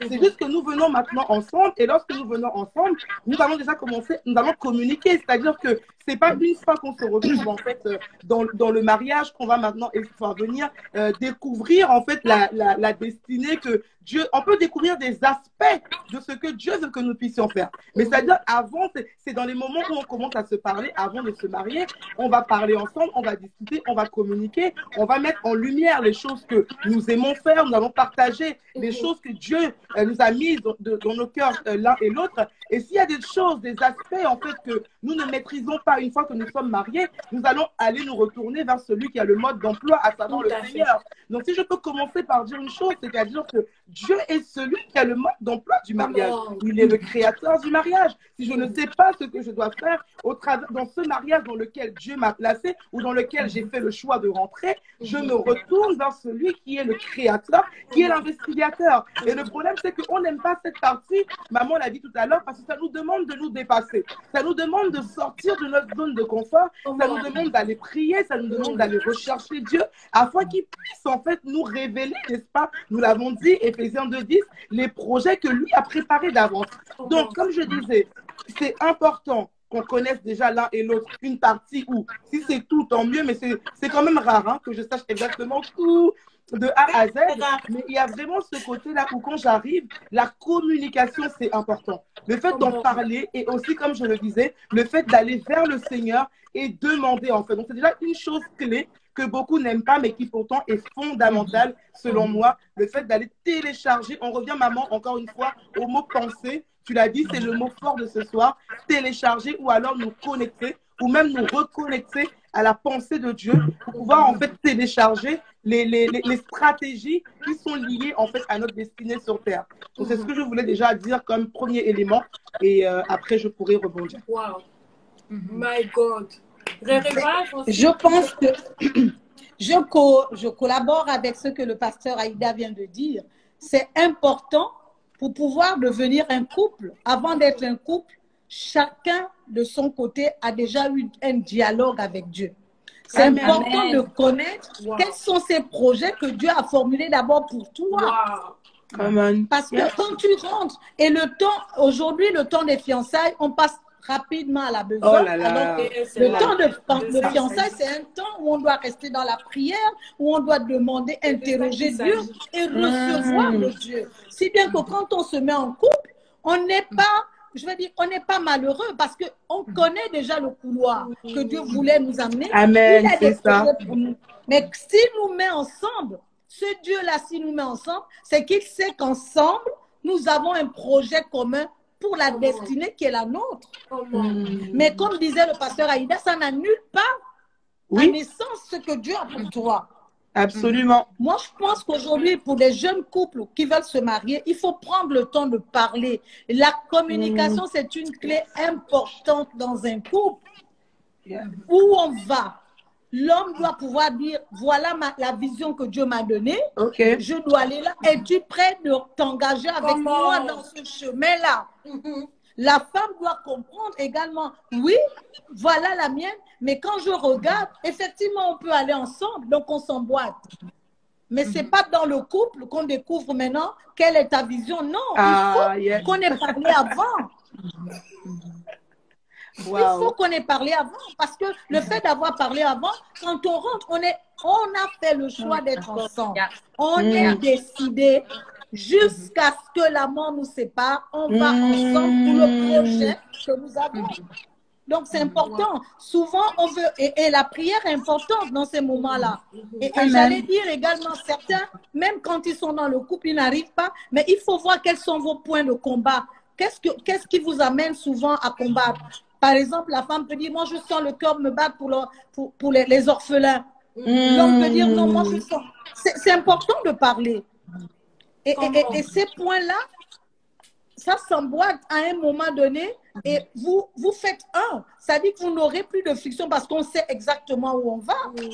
Mais il y aura, pendant le cheminement, eh bien oui, il y aura quand même des problèmes. Wow.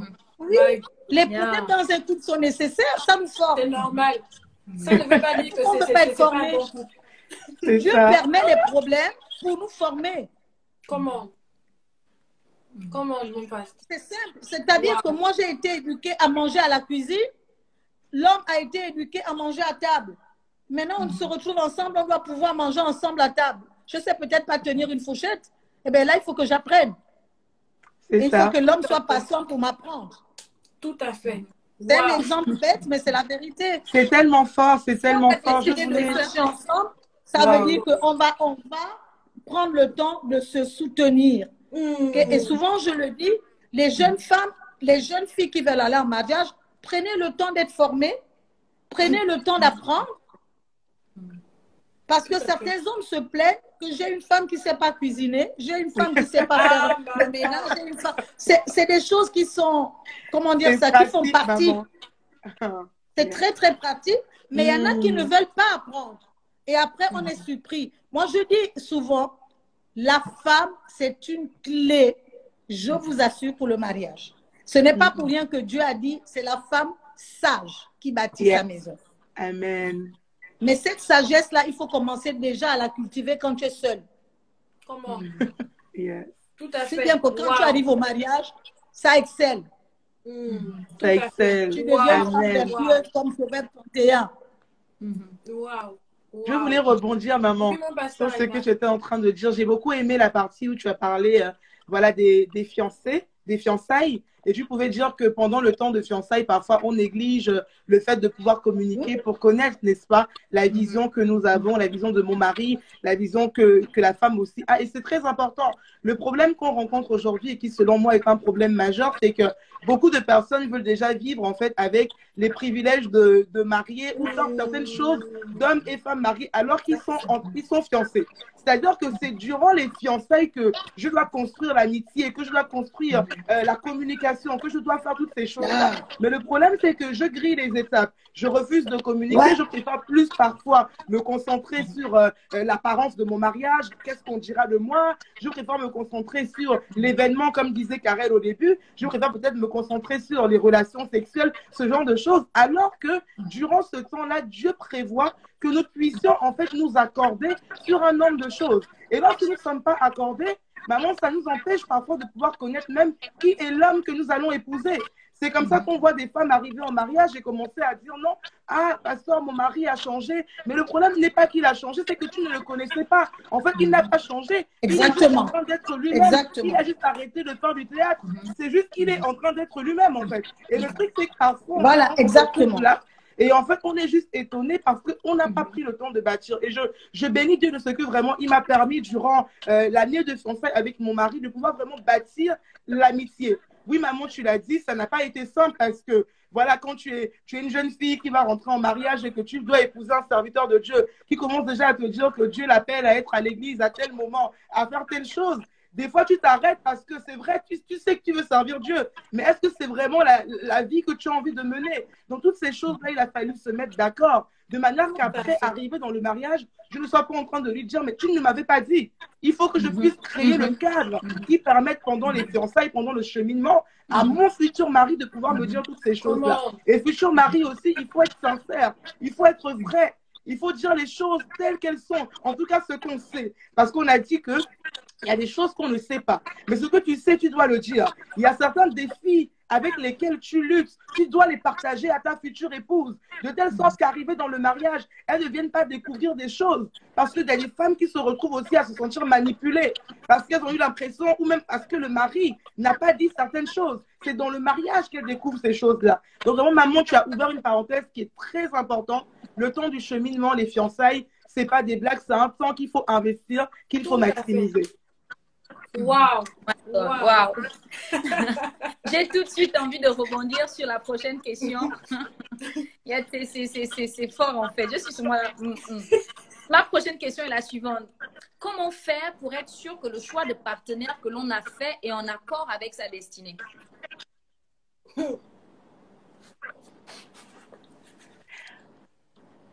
Maman, je regarde maman. Maman, tu veux que je... Non. Je pense que c'est important la destination et l'accord. Entre-temps, je pense qu'avec le pasteur Aïda, elle l'a dit. Oui. OK, comment faire pour que le choix, pour être sûr que le choix du partenaire est réellement en accord avec ma destinée? Ça veut dire quoi? Il faut déjà relever le fait de la compatibilité. C'est-à-dire que l'accord et la destination, on est d'accord pour aller ensemble et on est d'accord pour la destination à laquelle nous allons. Et ça, ce sont des choses, moi j'allais dire, on parle de préliminaire, mais j'allais dire qu'on en parle avant de rentrer dans le mariage. Souvent, je pense qu'il faut pouvoir prendre le temps de connaître la personne émotionnellement, spirituellement, mentalement. Le pasteur Aïda disait que les hommes doivent être aussi vrais, il faut pas...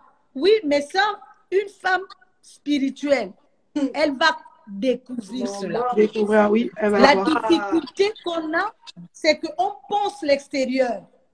On ne cherche pas à nettoyer l'intérieur. C'est quand on prend le temps de s'asseoir dans la présence de Dieu et on est vrai avec soi-même, on va apprendre, on va prendre le temps de connaître l'autre. Cette amitié-là, ce n'est pas une amitié simplement physique, c'est aussi au niveau spirituel, aussi au niveau émotionnel et aussi au niveau mental. Il faut prendre ce temps-là. Si toi, en tant que jeune fille, jeune femme, tu sais où tu vas, tu sais le genre de femme que tu veux être, ça ne va pas être difficile pour toi de trouver le genre d'homme qui doit aller avec toi. Parce que tu sais exactement où tu vas et tu sais le genre de femme que tu veux être. Donc, dans tes relations, tu vas également trouver le genre d'homme d'influence qui devrait aller avec toi là où tu as. C'est-à-dire là où tu vas. C'est-à-dire que vous aurez les objectifs communs. C'est très important. Et je veux dire que c'est la clé en fait. Souvent, on se presse pour vouloir se marier, mais est-ce que tu as pris le temps de t'asseoir pour bien vivre ton célibat? Pour bien te préparer à rentrer dans cet accord-là. Donc, tu prends le temps. Parce que où vas-tu? Que veux-tu être comme femme? Tout ça, c'est important. Karel, vas-y. La destination et l'accord, je pense que ça va ensemble. D'accord. Amen. Vraiment fort. J'aime beaucoup ce que maman a dit. Et comme je ne veux pas parler après le pasteur Aïda aussi, j'aime ce qu'elle a dit parce que ce que maman dit met beaucoup en évidence aussi la question d'identité. Parce que je pense que beaucoup de personnes ont du mal à percuter sur là où Dieu les emmène parce que justement, elles ne savent pas qui elles sont. Parce que la connaissance de notre identité affecte notre productivité. En fait, qui tu es te permet de savoir où tu vas. Je veux le dire inversement. En fait, là où Dieu t'emmène, en fait, là où tu vas est fonction de qui tu es. Donc, si tu ne sais pas qui tu es, tu auras beaucoup de mal à savoir où est-ce que Dieu t'emmène. Et ce que j'ai remarqué, c'est que beaucoup de personnes, même dans le mariage, ne savent pas qui elles sont. Elles n'ont pas réussi à découvrir qui elles sont ou bien qui ils sont en Dieu. Et ce que moi j'ai compris, c'est qu'un chien aboie parce qu'il sait qu'il a un chien. Un chat miaule parce qu'il sait qu'il est un chat. Donc, en fait, tu ne peux pas savoir ce à quoi Dieu t'appelle si tu ne sais pas qui tu es. Donc, je pense que ça nous permet aussi de voir là un problème d'identité, de crise identitaire. Je pense que beaucoup de ces personnes-là doivent aussi travailler sur elles de façon à découvrir en Dieu qui elles sont.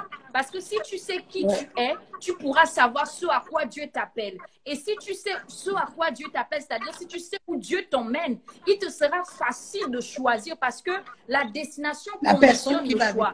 La destination filtre les choix et les personnes avec lesquelles tu marches. Mieux tu sais où tu vas, mieux tu choisis tes partenaires de vie.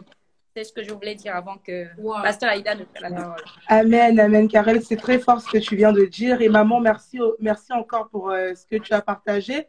Et maintenant que ces points ont été énumérés, je voulais parler de quelque chose qui, à mon sens aussi, est très important. C'est le fait de prier, mais en étant disposé à entendre ce que Dieu veut nous dire. Qu'est-ce que je veux dire par là? Je veux dire en fait que parfois nous allons vers le Seigneur parce qu'on est en train de parler de comment savoir si le choix que j'ai fait ou que je veux faire est bon. Il vaut mieux le savoir déjà avant de rentrer quand même, hein, si c'est bon. Et la chose, c'est quoi? C'est que nous allons voir Dieu, mais nous venons voir Dieu en fait avec des conceptions. Nous venons voir Dieu avec des choses qu'on a déjà établies. C'est-à-dire, lorsque je viens voir Dieu, en fait, je veux obliger Dieu à me dire ce que je veux entendre. Et lorsque Dieu est en train de me dire, je ne t'appelle pas à marcher sur ce chemin, je me retrouve offusquée. En fait, J'ai en mémoire ce passage pendant qu'on est en train de parler de Moïse dans Exode 33 qui dit ceci. Je vais paraphraser. Moïse dit au Seigneur, je ne partirai pas si toi tu ne viens pas avec moi. Le problème, c'est que des fois, nous voulons partir alors que Dieu n'a pas encore donné son temps. Nous voulons partir. Il n'a même pas décollé. Le go de Dieu. C'est comme ça qu'on se retrouve dans des situations où on se retrouve totalement perdu et on se retrouve en fait mal marié. Le problème, c'est je dois m'asseoir. Et est-ce qu'on parle aussi, on est en train de dire comment savoir si le choix que je veux faire est bon? Je veux encore donner un autre élément. Est-ce que les autorités, les voix autorisées, les voix dominantes de ta vie sont en accord? Est-ce qu'elles te disent que c'est un bon choix? Je dois le dire parce que je crois que la sagesse aussi, c'est dans ces personnes-là. On ne peut pas, surtout quand on est comme moi. Je suis rentrée en mariage, j'étais jeune. Tu as besoin de personnes comme maman Alphonsine, car elle l'a dit. Des personnes qui peuvent te dire non, on ne fait pas comme ça, voici les choses. La vérité est que parfois, vous voyez, on veut pas en fait, comment dirais-je, nous asseoir, n'est-ce pas, avec des personnes qui ont la capacité de nous dire des choses parce qu'on a peur de se retrouver confronté à des choses qui sont en désaccord avec ce qu'on a déjà prévu de faire. Mais faites attention les amis parce que la Bible nous dit que si quelqu'un veut bâtir une maison, il s'assoit d'abord et il doit calculer en fait la dépense. Calculer la dépense. La version parole vivante le dit parce que la version dit que si à un moment donné tu ne calcules pas bien, les gens qui vont venir après voir ton mariage pourront se moquer de toi. Tu pourras leur donner des arguments pour se moquer même de Dieu en fait. Et on doit faire très attention avec cette façon de construire.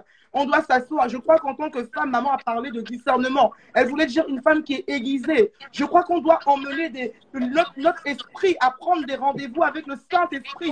Lorsque nous voulons nous retrouver en fait en train de choisir le conjoint de notre destinée, on doit pouvoir s'asseoir. Saint-Esprit, qu'est-ce que tu dis? La vérité est qu'il vaut mieux prendre quelqu'un qui a la même vision, maman l'a dit aussi, qui partage les mêmes objectifs que toi. Parce que la vérité est que les choses du physique, c'est très important. Je ne dis pas que c'est pas important, c'est très important, mais le physique est appelé à évoluer. Et la vérité vraie, comme on dit chez nous, c'est que même le physique, là, tu peux trouver plusieurs personnes qui ont le même physique que tu recherches. Mais ce qui fera la différence, c'est la vision, sont les objectifs que vous voulez atteindre ensemble. Et c'est très important. Je dis à quelqu'un qui doit écouter les conseillers, il y a des personnes qui doivent même arrêter certaines relations parce qu'on leur a dit c'est pas bon. Prends le temps d'écouter parce que devant tu pourras te casser la figure. C'est très, très, très important. Waouh, waouh. Et vraiment, en fait, alors, écoutez les amis, je vois les commentaires. Mettez des flammes si vous êtes d'accord avec ce qui se dit ce soir. C'est tellement fort, my God. Et j'aimerais juste dire en quelques secondes, en fait, Pasteur Aïda, tu viens de finir avec un truc très important. Aujourd'hui, en fait, on voit parfois cette génération-là qui ne veut plus écouter.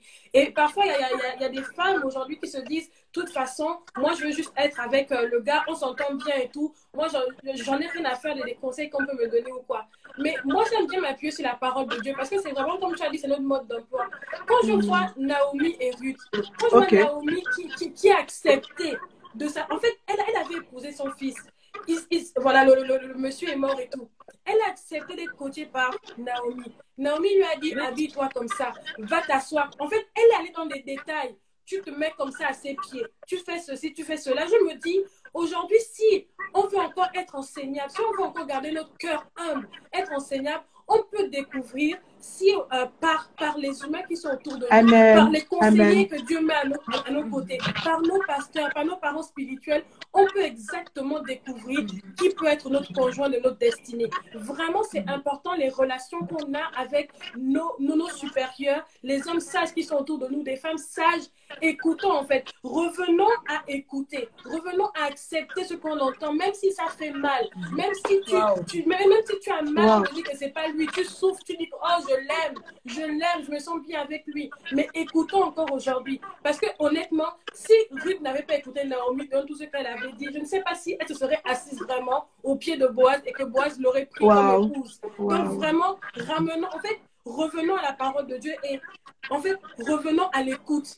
À l'écoute, c'est important. Et je crois que c'est... je vais passer... On a une dernière question. Oui. Je vais passer à la dernière question. Ok, on a parlé de plusieurs choses ce soir. Et vraiment, pour clôturer, j'aimerais vous poser cette question et je vais la lire comment je l'ai notée. Quelle clé pouvez-vous donner à un couple pour lui permettre de considérer le destin au détriment des conflits et des difficultés qu'on peut rencontrer tout au long du chemin du mariage. Je laisse Pasteur Aïda commencer. D'accord. Vas-y, Pasteur Aïda. D'accord, maman, merci beaucoup.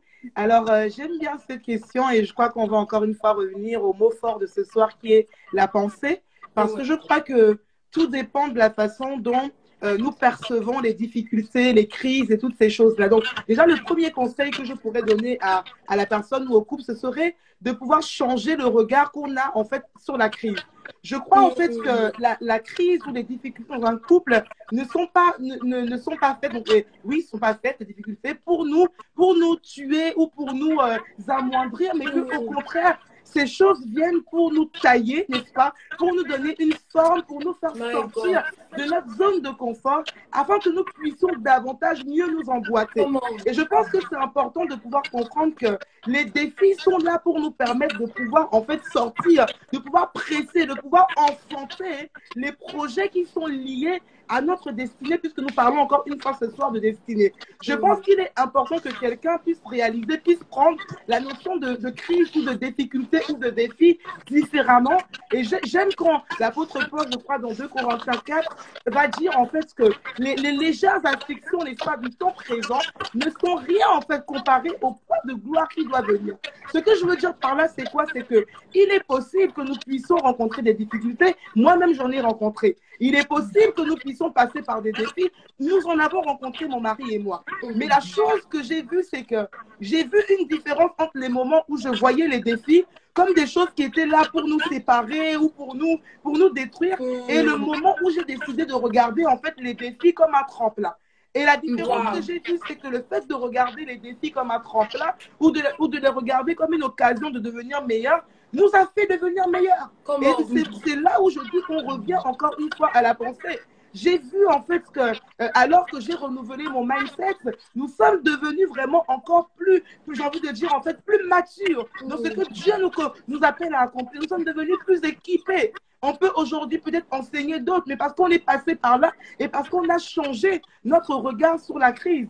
Et je disais tout à l'heure que la crise nous permet de pouvoir enfanter. Et j'aime bien ce texte, j'aime bien dire que j'ose imaginer que les défis par lesquels Anne est passée, elle qui était femme d'Elkana, qui était stérile, j'ose imaginer que ces défis n'ont pas été évidents. Imaginez-vous à sa place, la moquerie, toutes ces choses-là. Mais qu'est-ce que nous voyons même sur le plan naturel, c'est que ce qui a fait la différence, c'est la position que Anne a eue face à la crise ou face aux défis. Elle ne s'est pas découragée, elle ne s'est pas dit, peut-être qu'elle est passée par des temps de découragement, nous pouvons le supposer. Mais ce que nous voyons, c'est que Anne ne s'est pas retirée.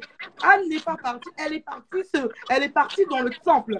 Symbole de la présence de Dieu, symbole du lieu où nous venons nous recharger. Et alors qu'elle a fait toutes ces choses, nous voyons que Dieu lui a donné la capacité de pouvoir appeler de pouvoir enfanter le grand Samuel. Et ce que je veux dire à quelqu'un, c'est que alors que tu ne te retires pas, alors que comme maman nous a dit ce soir, tu changes ta définition de la crise, que tu changes ton regard des défis, que tu te dis non, je suis déterminé. Vous savez, le problème, c'est le manque de détermination. Le problème, c'est qu'on n'a pas envie de se battre jusqu'au bout. Le problème, c'est qu'à un moment donné, on est prêt, on rentre dans le mariage avec le fait de se dire, je pourrais divorcer. Même quand on entend à l'église on ne doit pas divorcer, au fond de nous, il y a une case qui se dit, je pourrais partir. Mais je veux dire à quelqu'un que, ma mère me le disait souvent, on ne rentre pas dans le mariage avec d'autres types de plans. En fait, il n'y a pas d'alternative en principe.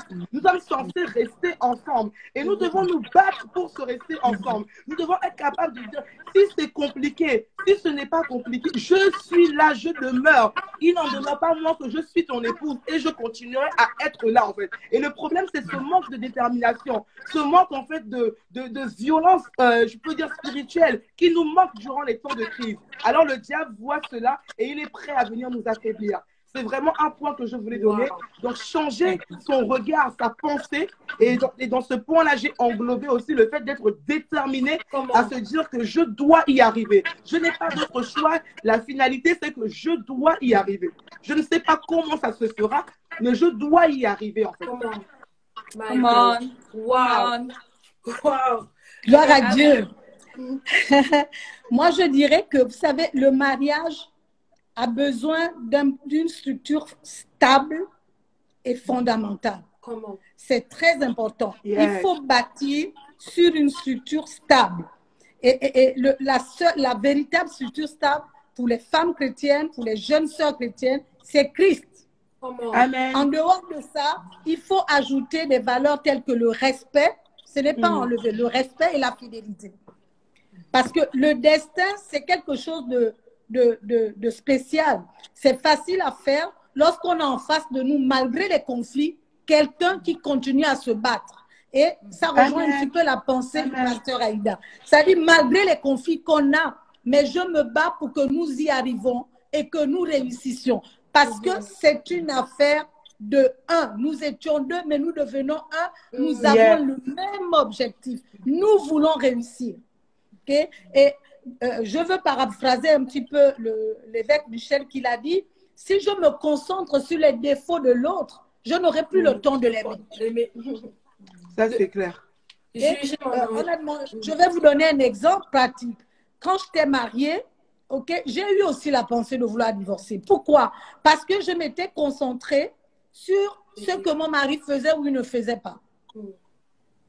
Et ce temps que je prenais pour me concentrer, pour voir chacun de ses défauts, c'est du temps que je perdais pour l'aimer. Et souvent, nous pensons, dans mon cas, je pensais aimer mon mari, mais je ne l'aimais pas tel que Dieu voulait que je l'aime. Je l'aimais quand il faisait exactement ce que je voulais. Mais ce n'est pas faire exactement ce que je veux qui signifie mon amour. Je dois l'aimer malgré tout. Parce que je l'ai pris et je l'ai accepté tel qu'il est, avec ses qualités et avec ses défauts. Mais dans le cas du mariage, lorsque les conflits prennent de l'ampleur, c'est parce que les défauts ont pris plus d'espace ou plus de grandeur que les qualités. Et on a minimisé les qualités au point de valoriser les défauts. Mais je veux dire à une femme qui m'écoute ce soir, je veux dire à un jeune homme qui m'écoute ce soir, le temps que nous avons à passer ensemble est chronométré. Et nous rendons compte chacun pour sa part pour ce temps-là. Si nous sommes ensemble, ce n'est pas pour devenir des ennemis, mais pour devenir des amis et des amis qui ont des défis à remporter. L'un des défis, c'est que notre mariage soit une réussite sur la terre, parce que dans le ciel, nous n'aurons pas de mariage. Amen. Donc, nos destinées pour s'accomplir ensemble, toi et moi, donc jeune fille, jeune femme, femme mariée, tu dois décider de payer le prix. Dans la vie, il y a un prix à payer. Amen. Il y a un prix à payer pour réussir son mariage. Ce n'est pas impossible, c'est possible, mais nous aurons des défis. Nous aurons des contraintes. Moi, je ne parle pas forcément de combat parce que je considère que le défi, il est à la femme. Il faut le relever. Ton défi à toi en tant que jeune femme, c'est que je dois réussir, coûte que coûte, à rendre cet homme heureux. Être l'épouse d'un homme heureux, c'est différent d'être l'épouse heureuse d'un homme. C'est un défi à relever. Ça veut dire que malgré ce qu'il fait, je prends le défi de le rendre heureux parce que j'ai décidé d'être son épouse et je serai l'épouse d'un homme heureux. Quand on le verra, il est heureux. Ça se bâtit, ça se travaille et ça a toujours un prix à payer. Waouh, mais révérend Alphonsine, c'est pour ça que la Bible dit, je veux juste dire ça, c'est que un homme qui a trouvé une femme a trouvé le bonheur, c'est une grâce qu'il obtient de l'Éternel. Donc en fait, la femme a ce statut-là d'être le bonheur d'un homme lorsqu'il la trouve. C'est-à-dire, c'est énorme, c'est extraordinaire. Wow. Et si on considère qu'en fait, on est le bonheur que l'homme trouve, et c'est la grâce de l'Éternel, en fait, on se rend compte que comme la Bible dit, il y a plus de bonheur à donner. Donc, on est un bonheur qui donne. Et si on a aussi cette pensée-là, c'est que malgré les difficultés, non, mais ce que tu dis, maman, c'est fort mieux. Wow. Mais je voudrais conclure en disant ceci. Pour arriver là, j'ai décidé et j'ai accepté d'être brisée. J'ai accepté d'être brisée pour pouvoir accepté de rester mariée avec cet homme, j'ai accepté d'être brisée, j'ai accepté de changer de mentalité et j'ai accepté de guérir. My God. Souvent, on a peur du brisement, mais c'est important. C'est nécessaire pour là où on veut aller. C'est vrai. Wow. Que Dieu vous bénisse. On va, Est-ce qu'on finit comme ça? On va passer aux questions. Il y a une clé. Maman. Il y a une clé que l'évêque général, l'évêque Maïssi Djoktan, mon père spirituel, aime bien mettre en avant. Il parle du pardon. Il dit que dans le mariage, on ne pardonne. Il dit ça comment? Il dit on ne pardonne pas à cause de la. En fait, le pardon n'est pas fonction de la faute, mais le pardon est fonction de l'amour. J'aime beaucoup cette phrase-là. Et il dit que dans le mariage, quand on voit deux personnes vouloir se diviser, en fait, c'est juste parce qu'ils ont arrêté de s'aimer, ils ont arrêté de se pardonner. Et ce que j'ai remarqué, c'est que c'est difficile de continuer à lutter ensemble quand on a arrêté de se pardonner, quand on a arrêté de s'aimer. Et je vais... C'était une dédicace à l'évêque général, mon père spirituel. C'est la vérité. Du coup, le pardon et l'amour vont ensemble. Madame Ambour, en fait, tu ne pourras pas prendre les questions parce que quand on est en live, en table ronde, il n'y a pas le petit onglet pour les questions. Et donc, mais si. Tu l'as? Parce que moi, je ne l'ai pas. Non, attends, parce que j'ai les questions. D'accord, vas-y. Ok. Comment, bon, on va prendre peut-être 5 questions, on va dire. C'est beaucoup, madame. On va prendre 2 questions. On a déjà dépassé l'heure et on a dit beaucoup de choses. Je pense que 5, c'est beaucoup. D'accord, ok. Ok, c'est bon. On est 4, ok. Bon, comment sait-on qu'on a déjà répondu à cette question? Je vais encourager la personne à regarder le live. En fait, je vais juste prendre les questions qu'on n'a pas abordées. Alors. Quelqu'un dit que le pasteur Elvis dit si tu vois une relation durer, c'est que le pardon a été semé. Amen. Voilà, wow. C'est ça. Pasteur Elvis, c'est ta dédicace. Waouh, c'est une belle phrase. Alors. Ok, attendez, j'ai une question ici. Je ne sais pas si vous la voyez. Non. Ok, je vais là. Ok. Est-ce un péché de dire non à un homme qu'on me présente? Il veut se marier pour avoir, je ne sais pas trop. Je sais pas si tu ne comprends pas, passe, ouais. Mais c'est pas un péché. Pourquoi c'est un péché de dire non? C'est pas un péché de dire non. Et surtout que lui, il veut se marier pour avoir un enfant. Donc, l'objectif pour lui, le mariage, c'est pour avoir un enfant. C'est différent. Il faudrait que la jeune sœur réellement rentre en elle-même. L'objectif pour cet homme, c'est avoir un enfant. Je t'épouse pour avoir un enfant. Et après, quand on aura eu l'enfant, qu'est-ce qu'on fait? C'est quoi la suite? Vraiment, maman. Quelle est la suite? Ok. Quelqu'un dit, vous avez dit qu'on se marie pas par prophétie, mais comment faire le bon choix? On a répondu à cette question. On a répondu à ça. Je t'invite à écouter le live. Ouais, c'est ça, c'est vrai. Ok, je prends alors une dernière question. Ok. Quelle est la maturité physique et spirituelle pour être prêt pour se marier? Bonne question. Maman, vas-y. Pasteur Aïda, j'allais te laisser d'abord parler. Non, maman, vas-y. Tantôt, je disais, en fait, quand on est un jeune homme, ça veut dire qu'on n'a pas encore la maturité, on n'a pas pesé le pourquoi on veut se marier. Ça veut dire qu'on a l'attitude du jeune homme, je me marie pour faire le beau. Ça veut dire que même si tu es musclé, on ne se marie pas parce qu'on a des muscles. Okay? Oh là là. On se marie. Le mariage, c'est une affaire de destinée. Ça veut dire que tes muscles, demain, tu peux les perdre. Mais celle qui va être ton épouse ne doit pas suivre les muscles. Ou bien suivre la corpulence que tu as aujourd'hui. Demain, dans le mariage, tu peux perdre ça. Tu peux être malade. Tu peux être paralysé. Et si on s'est marié pour une destinée commune, on restera marié. Et je l'ai connu, j'ai vu un exemple de jeunes qui se sont mariés jeunes. Le mari a eu un accident d'avion, il s'est retrouvé sur chaise roulante, mais tant qu'ils étaient focus sur la destination qui était la leur, ils sont restés mariés. Donc, ton côté physique, c'est pas ça. Je veux dire que c'est beaucoup plus centré sur la maturité. La maturité et la destinée. Pourquoi on va ensemble? Quel est notre objectif? Quelle est la destinée pour laquelle on se met ensemble? Si demain, je suis prêt, parce qu'aujourd'hui, les jeunes sœurs, quelquefois, disent « Waouh, le pasteur, là, je l'aime. » Mais demain, quand tu vas te retrouver dans la maison du pasteur, vas-tu accepter que le pasteur, qui peut être comme un médecin, c'est-à-dire ses heures ne sont pas comptabiliser parce que la brebis va appeler à telle heure, la brebis va demander une cure d'âme à telle heure. Vas-tu être prête d'épouser cela? Parce qu'en fait, tu épouses l'homme avec ce qu'il est. Parce que là, c'est une affaire.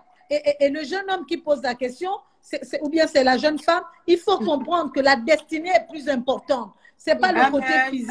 La maturité spirituelle est importante. Il faut être un homme et une femme mature. Ça veut dire quoi? Il faut connaître ton identité et il faut avoir réellement la vision là où tu veux aller avec cette femme. J'ai envie de prendre cette question. J'ai envie de prendre cette question. Elle n'est pas écrite, mais pendant que le pasteur Alphonsine est en train de parler, j'ai cette question-là qui est adressée au pasteur Alphonsine. Révérende Alphonsine, ma mère, j'ai l'occasion d'être ta fille et j'ai écouté plusieurs de tes interventions. Et une fois, tu as fait ce témoignage qui m'a toujours bouleversée, où tu expliquais qu'en fait, d'ailleurs tu l'as dit dans le live, tu as expliqué que tu as eu des occasions de dire « je sors, je divorce ». Parce que en fait, il y a eu des cas il y a eu des personnes qui voulaient être tes rivales. Il y a eu des femmes qui voulaient être tes rivales. Mais moi, je connais beaucoup de personnes qui ont décidé de rompre le destin de leur foyer ou de leur couple à cause des rivales et à cause d'autres problèmes extérieurs. Mais moi, j'aimerais te poser cette question à toi. Comment tu as géré ça? Parce que en tant que femme, c'est vrai, tu es une femme spirituelle, mais en tant que femme, comment est-ce que tu as vécu ça? Et quelles sont les armes que tu as utilisées qui t'ont permis de faire, en fait, qui t'ont aidé à dépasser la frustration, à dépasser les émotions, mais à être focus sur le destin? Quelles sont les armes que toi, tu as utilisées pratiquement? Ok. C'est important de savoir qui tu es. C'est-à-dire, c'est important. Sincèrement, c'est une question importante. Qui tu es te permet de déterminer où tu vas. Au début de ma vie maritale, je n'avais pas compris. Il y avait des choses qui n'étaient pas claires. Pour moi, le mariage, c'était la fidélité à outrance, jamais de tromperie. On passera à la limite, les lunes de miel en permanence. Sauf que quand ça arrive, quand tu n'es pas préparé, tu réagis humainement. Tu as envie de parler, tu as envie, à la limite, de te battre. Je vais vous donner un exemple qui m'est arrivé. Okay? Et c'est la raison pour laquelle j'ai insisté sur la pensée. Parce que même quand ton homme a une aventure dehors, okay, ça ne doit pas, comment dire ça, t'amener à te dévaloriser, à oublier que tu es une personne entière et que tu as de la valeur. Mais souvent, nous posons des actes qui nous dévalorisent. Et l'exemple que je vais donner, c'est un acte qui m'a dévalorisé. Mais après, il faut prendre conscience de ce que tu as posé. Certes, il y avait un cas d'infidélité, mais est-ce que le cas d'infidélité devait m'amener à poser l'acte que j'ai posé par la suite? Non. Quel est l'acte que j'ai posé? Ça va peut-être aider une femme. Okay? Et la pensée peut provoquer la mort. Je le dis à quelqu'un ce soir. Tu peux créer la mort au travers de ta pensée. Et ce jour-là, c'est un exemple. J'étais sûre, les mauvaises compagnies ou les mauvaises personnes viennent toujours te dire c'est là-bas, c'est à tel endroit qu'elle se trouve. Donc, si tu vas à tel endroit, c'est sûr que tu vas trouver. Et c'est l'une des erreurs que je ne donnerai à aucune femme de commettre. Parce que moi, je l'ai commise. Et je dis aucune femme ne doit le faire.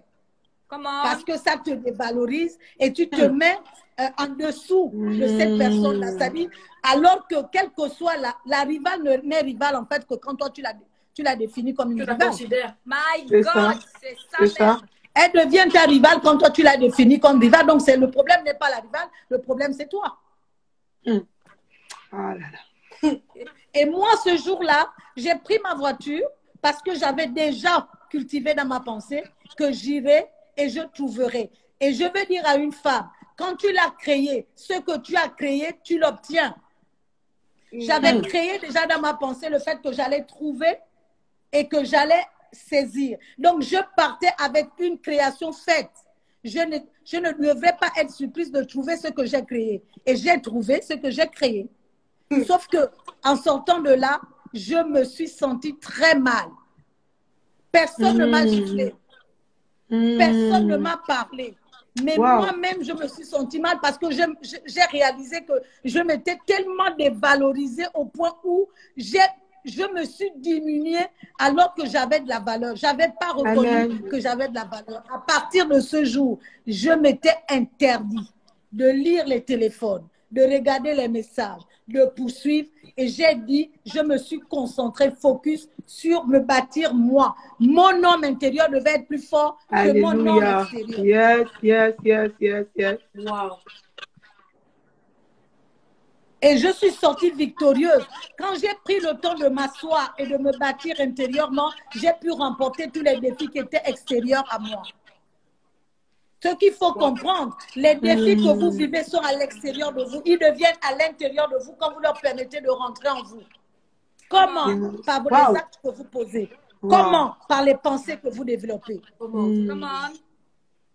Donc, je me suis assise au pied du Maître, qui est Christ, et au Saint-Esprit. Et le Saint-Esprit a commencé à me faire voir la valeur que j'avais et à laisser... Parce que souvent, certaines femmes, et je suis sûre dans ce live, il y a une femme qui se dit, oui, mais il regarde cette petite parce qu'elle est plus jeune, parce qu'elle est... C'est parce que toi, tu t'analyses comme ça. C'est parce que toi, tu analyses la situation de cette façon. Tu n'as pas regardé tous les atouts que tu as. Amen.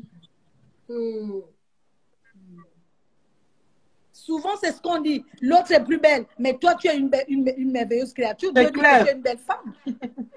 La beauté, ce n'est pas forcément ce qu'on voit. La beauté, c'est ce qui est à l'intérieur de nous. Et quand ce qui est à l'intérieur de nous est tellement beau, ça transparaît à l'extérieur de nous. Wow.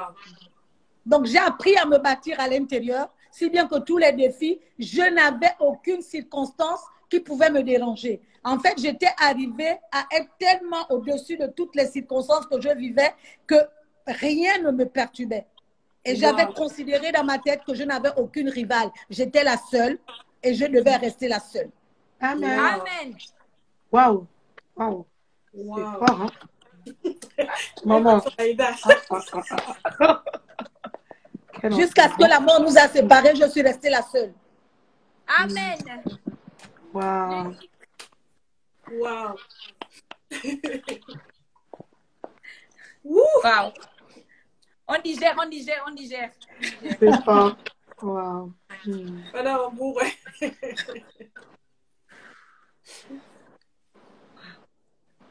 Ok, c'est descendu.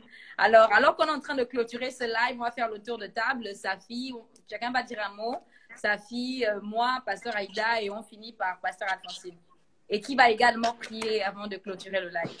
D'accord, ben moi le mot que je dirais, et c'était le maître mot de ce soir, c'est que ben voilà, c'est la pensée. Tout commence par la pensée. Donc ayons des bonnes motivations, soyons à l'écoute, soyons prêtes, préparons-nous pour le mariage, préparons-nous à réaliser notre destin. Et l'arme la plus forte qu'on peut avoir, c'est le Saint-Esprit et la parole de Dieu. Vraiment, repartons la parole de Dieu. Je vous assure, il y a des trésors innus à l'intérieur. Et surtout, voilà, soyons complémentaires. Prenons notre conjoint comme notre ami, notre partenaire de destinée, et non pas comme notre ennemi. Vraiment, ma joie, c'était vraiment d'avoir partagé ce temps avec vous. On a passé quasiment 4 semaines à parler du mariage, du destin. Wow. Et je crois que vous allez vivre des mariages heureux, vous allez vivre des mariages bénis, vous allez vivre des mariages puissants, vous allez impacter vraiment comme Dieu a voulu que vous le fassiez. Donc vraiment que chacun soit vrai, transparent. Et de ma petite histoire, on va dire, l'un des mots clés, enfin, l'une des clés qu'on a vraiment mis au centre de notre couple, en dehors du Seigneur, en dehors de la parole de Dieu, c'est être transparent, c'est la transparence l'un envers l'autre. C'est de vraiment tomber les mains. Si ça ne va pas, on dit que ça ne va pas. Donc, soyez transparents l'un envers l'autre et voilà. Je ne prendrai pas plus de temps, je laisserai donc Madame Ongouré parler. Merci à tous. Bon. Ce soir, c'était vraiment cœur ouvert, une table ronde vraiment spéciale. J'ai été bénie par toutes les interventions. Et pour clôturer, je dirais juste à quelqu'un, tous les couples que vous voyez, que vous idéalisez, passent par des moments de trouble. Tous les couples ont des hauts et des bas. Lorsque vous voyez un couple avoir 35 ans, 45 ans de mariage, ne vous dites pas qu'ils n'ont pas de problème. Ils ont aussi eu des problèmes, à la seule différence que eux ont fait le choix de réussir à se focaliser sur ce qui compte. Et j'aime comment mon mari le dit, l'évêque Michel Okoroué. Il dit, arrive un moment où ce qui nous réunit doit être plus fort que ce qui nous divise. Dans le mariage, vous aurez des occasions d'avoir des situations qui vont vous diviser. Mais la conscience de la destinée, la conscience du fait que vous avez un destin doit vous emmener à dire, c'est vrai, cette situation, je ne l'aime pas, je n'aime pas ce que tu as fait. L'autre pourra dire, je n'aime pas ce que tu as fait. Mais arrive un moment où dans le couple, on n'est pas aveugle, mais on décide de fermer les yeux sur les choses qui n'édifient pas. En fait, on choisit volontairement de fermer les yeux sur les choses qui n'édifient pas, qui ne contribuent pas à vous bâtir. L'autre chose aussi que je vais rajouter, c'est la phrase de mon père. Sur le chemin, vous aurez besoin du pardon. Il vous sera difficile de lutter ensemble si vous avez arrêté de vous pardonner, si vous avez arrêté de vous aimer. Moi, je l'ai dit, ma belle-mère l'a dit, la révérende Alphonsine, toutes les femmes qui sont dans ce live, je vous assure, peut-être qu'on ne l'a pas peut-être dit de la même manière. Un jour, on a pensé, je sors de là, je m'en vais, je divorce. Mais la conscience du destin nous a emmenés à dire à Satan, essaye encore.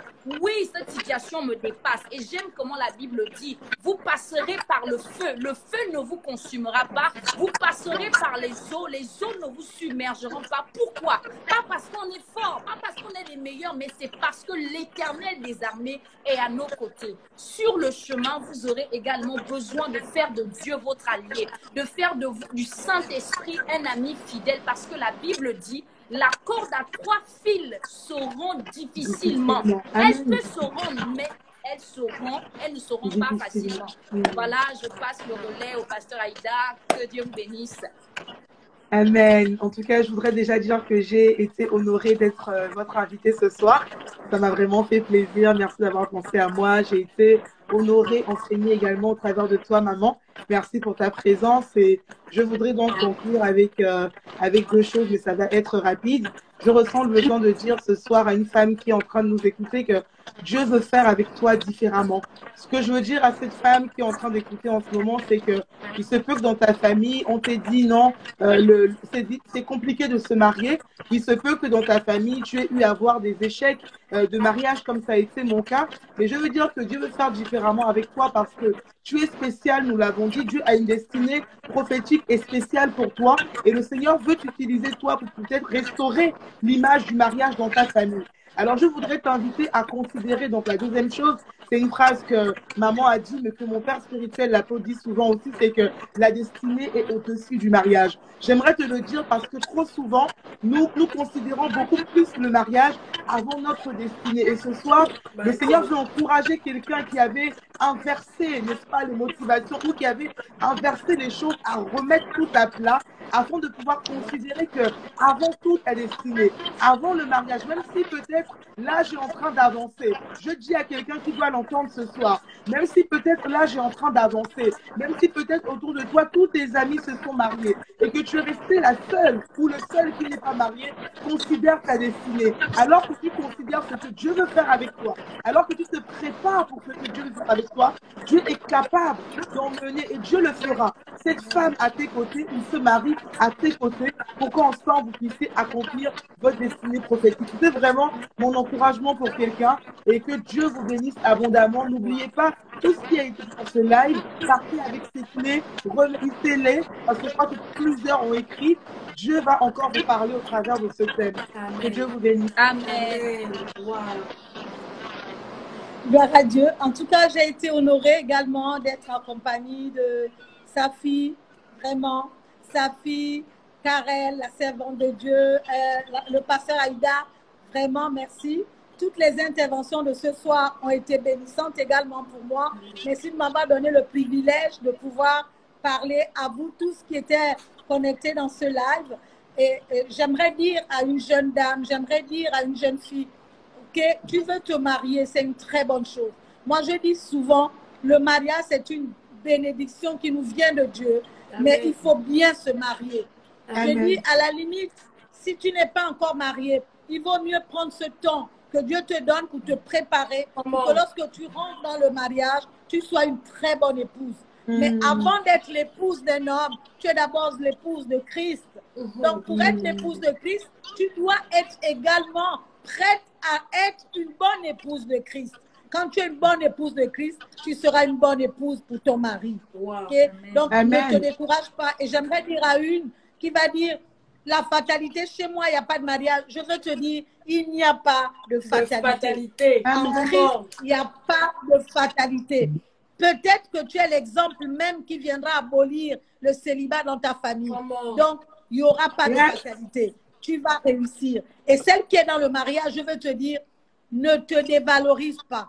Si cet homme a fait le choix de te prendre et de te choisir comme épouse, c'est qu'il avait vu en toi des qualités qu'il n'avait trouvées en aucune autre femme. Maintenant, c'est à toi de continuer à fructifier, de continuer à faire valoir ces qualités, mais surtout, n'oublie jamais, l'amour doit être réellement le cachet que tu prends tous les jours. L'amour que tu dois manifester à cet homme, l'amour que tu dois manifester à tes enfants et l'amour que tu dois donner au-delà.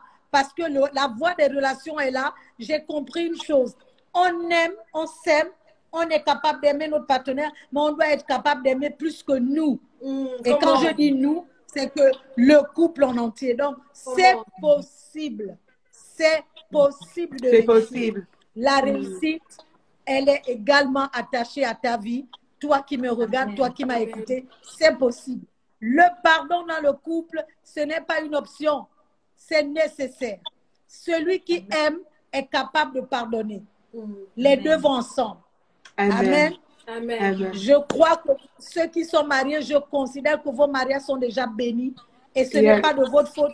Ils le seront jusqu'à ce que la mort vous sépare. Personne ne vous séparera en dehors de la mort. Et pour ceux-là qui rentrent dans le mariage, c'est une très bonne chose, mais rentrez avec les bonnes pensées, les bonnes raisons, et vous allez réussir ensemble. Vaut mieux deux valent mieux qu'un. OK? Mais à condition qu'on se dise, on ira ensemble. On passera par la vallée de l'ombre de la mort, mais la mort ne nous atteindra pas parce que nous ne faisons que passer, nous ne nous arrêtons pas. Nous avons un conflit aujourd'hui, nous le traitons aujourd'hui, nous continuons parce que la journée de demain, il y a de meilleures choses, il y a des meilleurs défis et il y a des meilleurs challenges pour demain. Que Dieu vous bénisse abondamment. Je déclare et je décrète que c'est extraordinaire. Vous êtes bénis, tous ceux qui sont extraordinaires. Tous ceux qui ne sont pas encore mariés, vous rentrez dans le mariage dans le nom de Jésus. Ceux qui sont mariés, vous restez et vous demeurez mariés. Merci au pasteur Aïda. Et soyez encore bénis, que votre église également, qu'il y ait des mariages et des mariages et des mariages. Parce que c'est une bénédiction qui vient de Dieu. Soyez bénis. Et bonne soirée à vous tous. Au revoir, extraordinaire. Merci encore à tous d'avoir été connectés. C'était une table ronde céleste. Là, le live sera enregistré. Ne manquez pas de le partager. À bientôt. Restez connectés surtout. À bientôt. Que Dieu vous